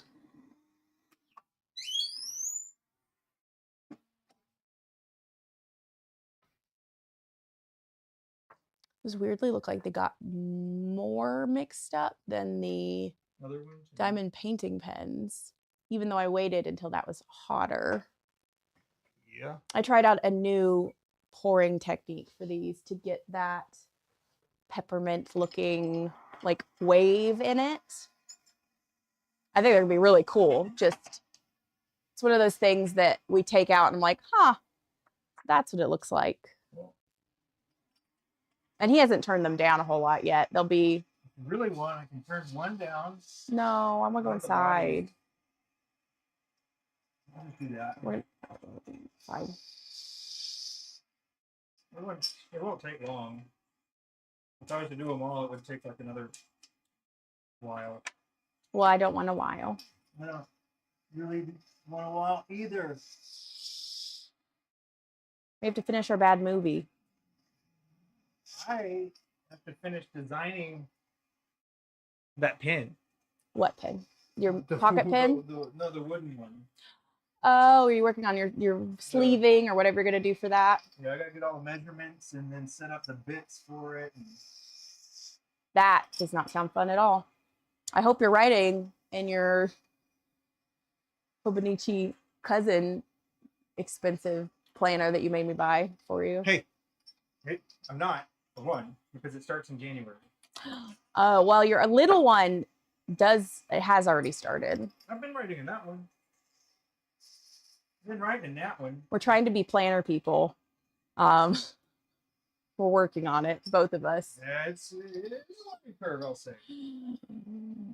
Learning curve. Nuna, are you stuck? The thing about it is people that plan their day accomplish so much more than those that don't.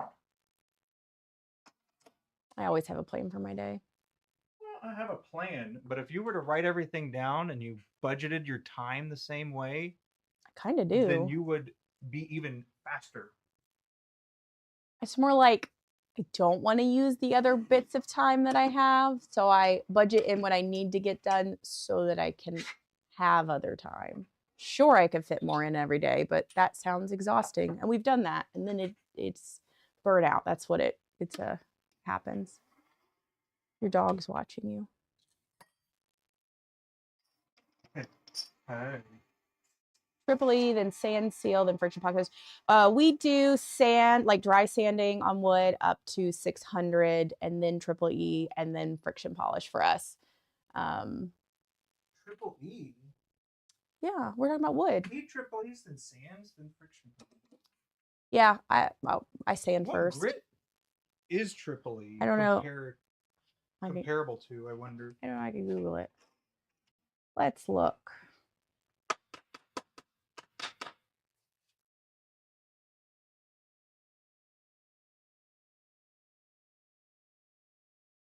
It is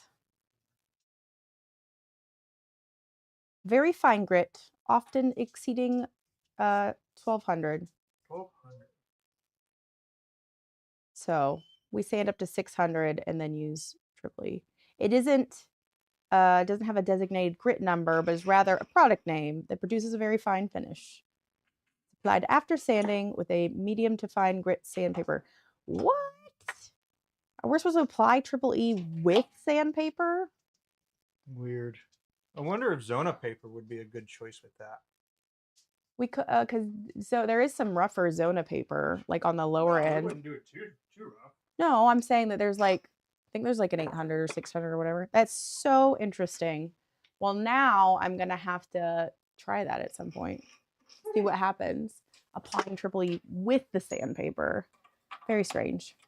Oh, But 1200 grit. I don't know if y'all have heard of this, but there was a trick that I saw when we were looking for sandpaper.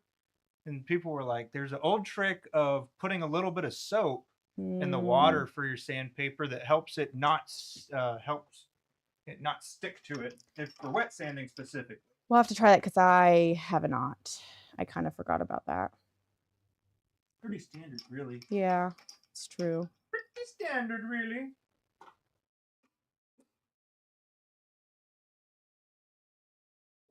Excuse me. Yeah. All right. Done now? Almost. Just need to hit the vacuum when I run this, and then go take a look at it.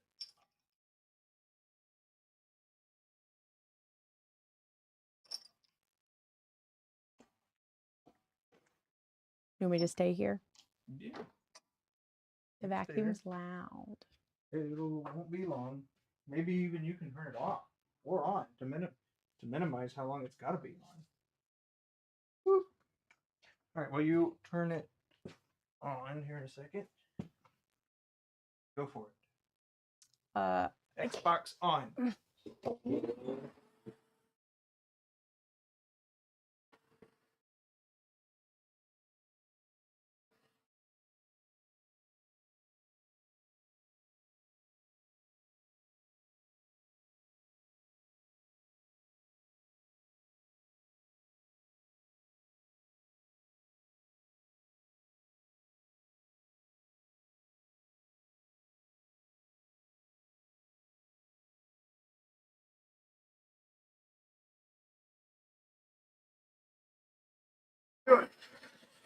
I got a message on Ancestry.com, which is always weird.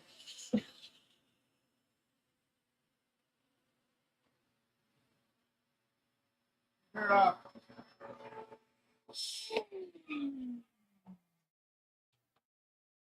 Yeah, I got a message from a second to third cousin. But I'm assuming it's probably because Dad was just at it. Oh, it's not going to focus. Show it over there. A lot better than I thought it was going to be. 3. And then pilot has controls. Let's see. How are we looking here? All right. So this is, get up in here. Oh, there we go. Oh, it's got some pretty interesting swirls in there. Oh, it's cool. It's just a lot whiter, Let's see. Let's get it a little bit oily. oily. A little bit oily. I think we will go with peppermint stick. And they're going to look really nice with the solid red caps. Hey, Kevin. Here. I'm supervising. That's not It will. focusing. Give it a second. Oh, God. My eyes. Right. Do it, camera. There. It's got really cool patterns in it. It Yeah, did it's got- not turn out the way that I thought it was going Got some to. patterns in it. I thought it was going to be more like the diamond painting pens. It's so weird that they turn out so differently. But it is cool. It's going to look nice with the red. Yeah. It would be cool. There's a little bit of sparkle in that red, isn't it? There's sparkle in all of it. Yeah. I put a lot of secret sparkle. Oh, secret sparkle. Oh yeah, I know what you're saying. I Secret sparkle. have to call it that now. The sparkle has to be secret. That particular sparkle has to be secret. Uh-oh. Getting too close. Flying to the sun, man. I don't know. I don't think anyone. Fly- I don't flying think. close. I don't think they'll make it this deep into your multi-hour stream to You don't come think at so? me. But everybody's got this stream bookmarked to come hang out. Oh, you broke it. You do? Have we? I don't know if we talked about it before. Crap. John broke the camera. I tilted it and then it hit the button on the back. So let me know. And Yeah, it's a Am I whole back? thing. Nope. Yes, now it's back. Yeah, trademarking things that you shouldn't be able to trademark, but whatever. We'll just call it Secret Sparkle, Pixie Dust, Secret or Sparkle. something else. yeah. Yep. Because One of those things, man. they're still selling it, which I bought quite a bit from the place that I get it from. And I am interested to see how long they'll be able to leave it up before potential legal action. Need glitter or nerd glitter? Which one? I mean, Yes. yes to both, but they should be sparkly. It'll look better. Oh, my neck. Oh, your neck. I have like a pinched nerve. It's Oh, like your back. right in the back of my Oh, head. your back and your back. I know. Yeah. Falling apart. We're all nerds. Things we bond over, I guess. As a business name. That's okay. It works either way. I do need glitter, and I'm a nerd. Therefore, All right. Well. Oh, you know what? Kevin, did you see the Juma in the No, you didn't. You didn't see that, did you? The Juma and the snowman? Let me show you those right quick. I already showed them. Yeah, but I don't think he saw them necessarily.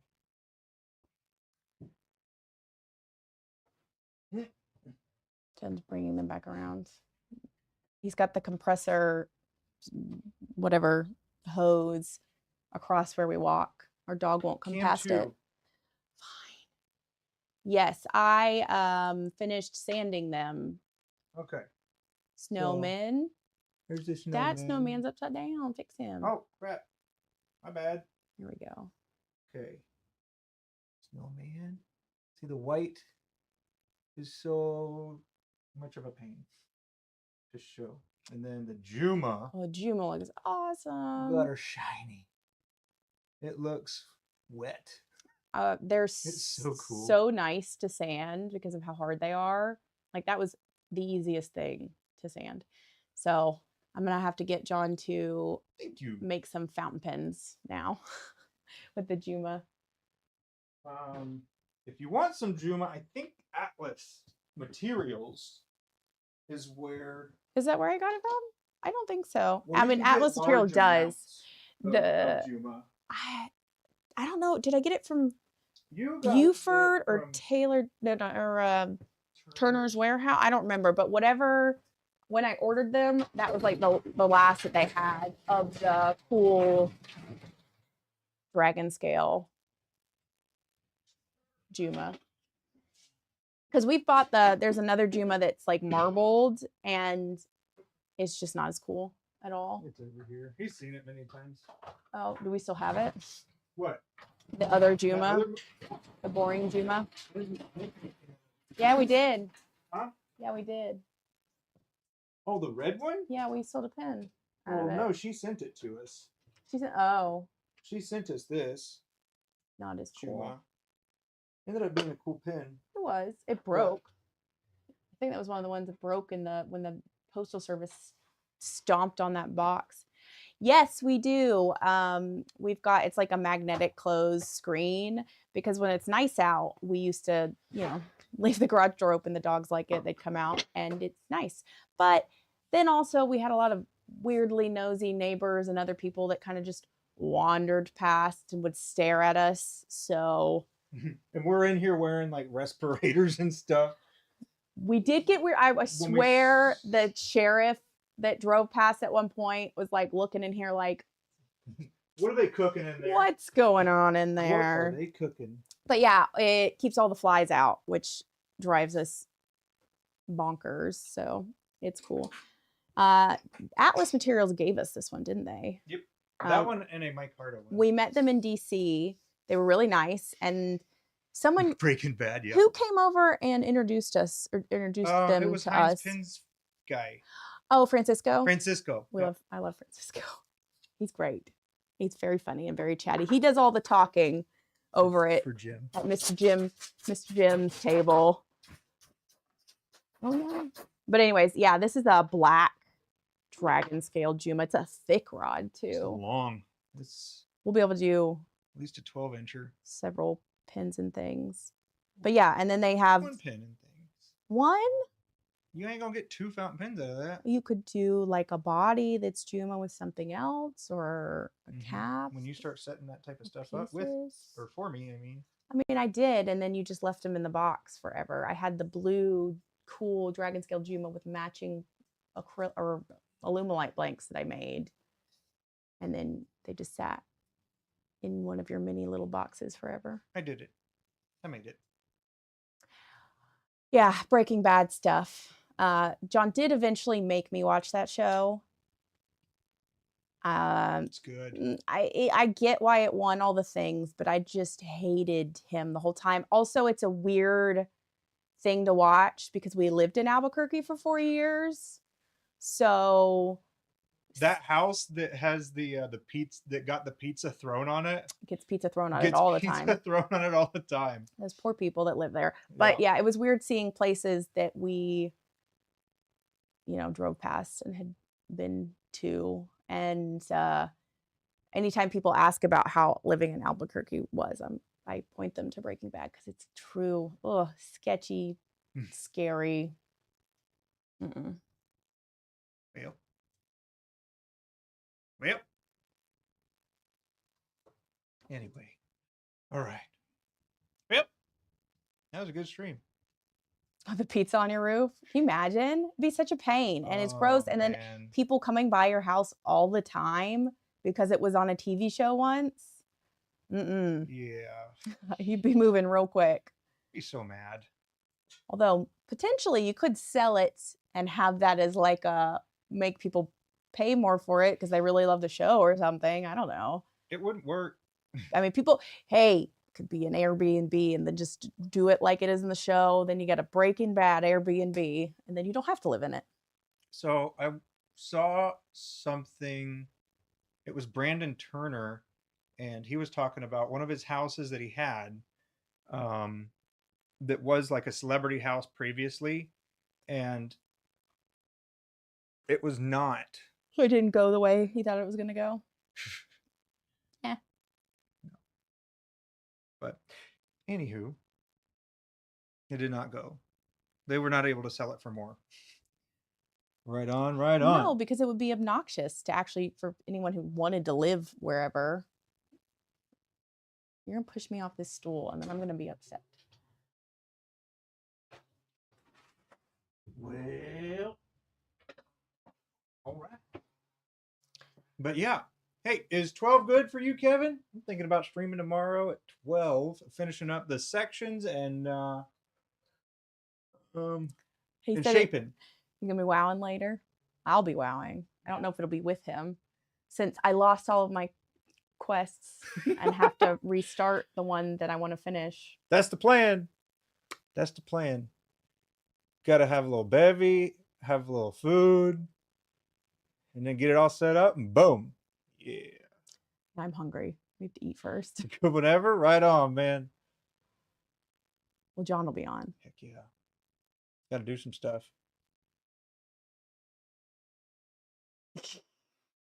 It's only been like 2 days. So old. No, I haven't gotten back on since then. We were busy yesterday. We had family stuff to do, but Jeez. what?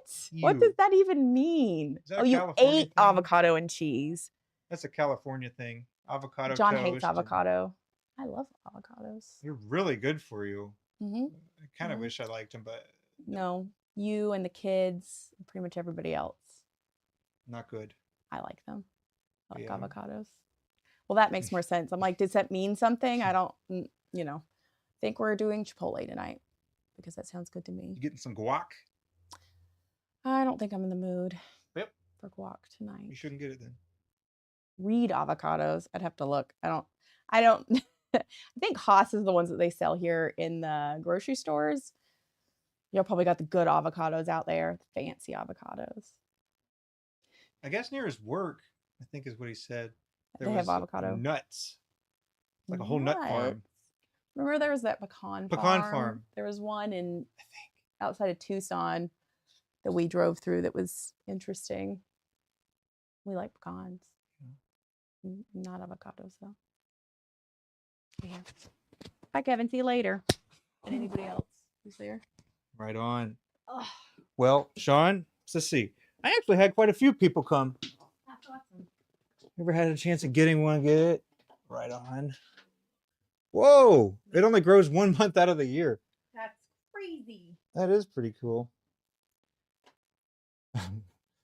Well, Benny, Sean, Kevin, let's see, Tommy.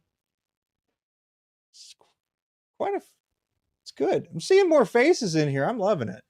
It's awesome. Yeah. So I appreciate you hanging out, man. Love it. And maybe I'll see you a little later. But yeah, I'll get the stream stuff set up for tomorrow around noon or earlier, maybe. I don't know. I'll take a look and see if we got anything. But yeah, I'll see you later, man. Hope you have a good evening. Take care.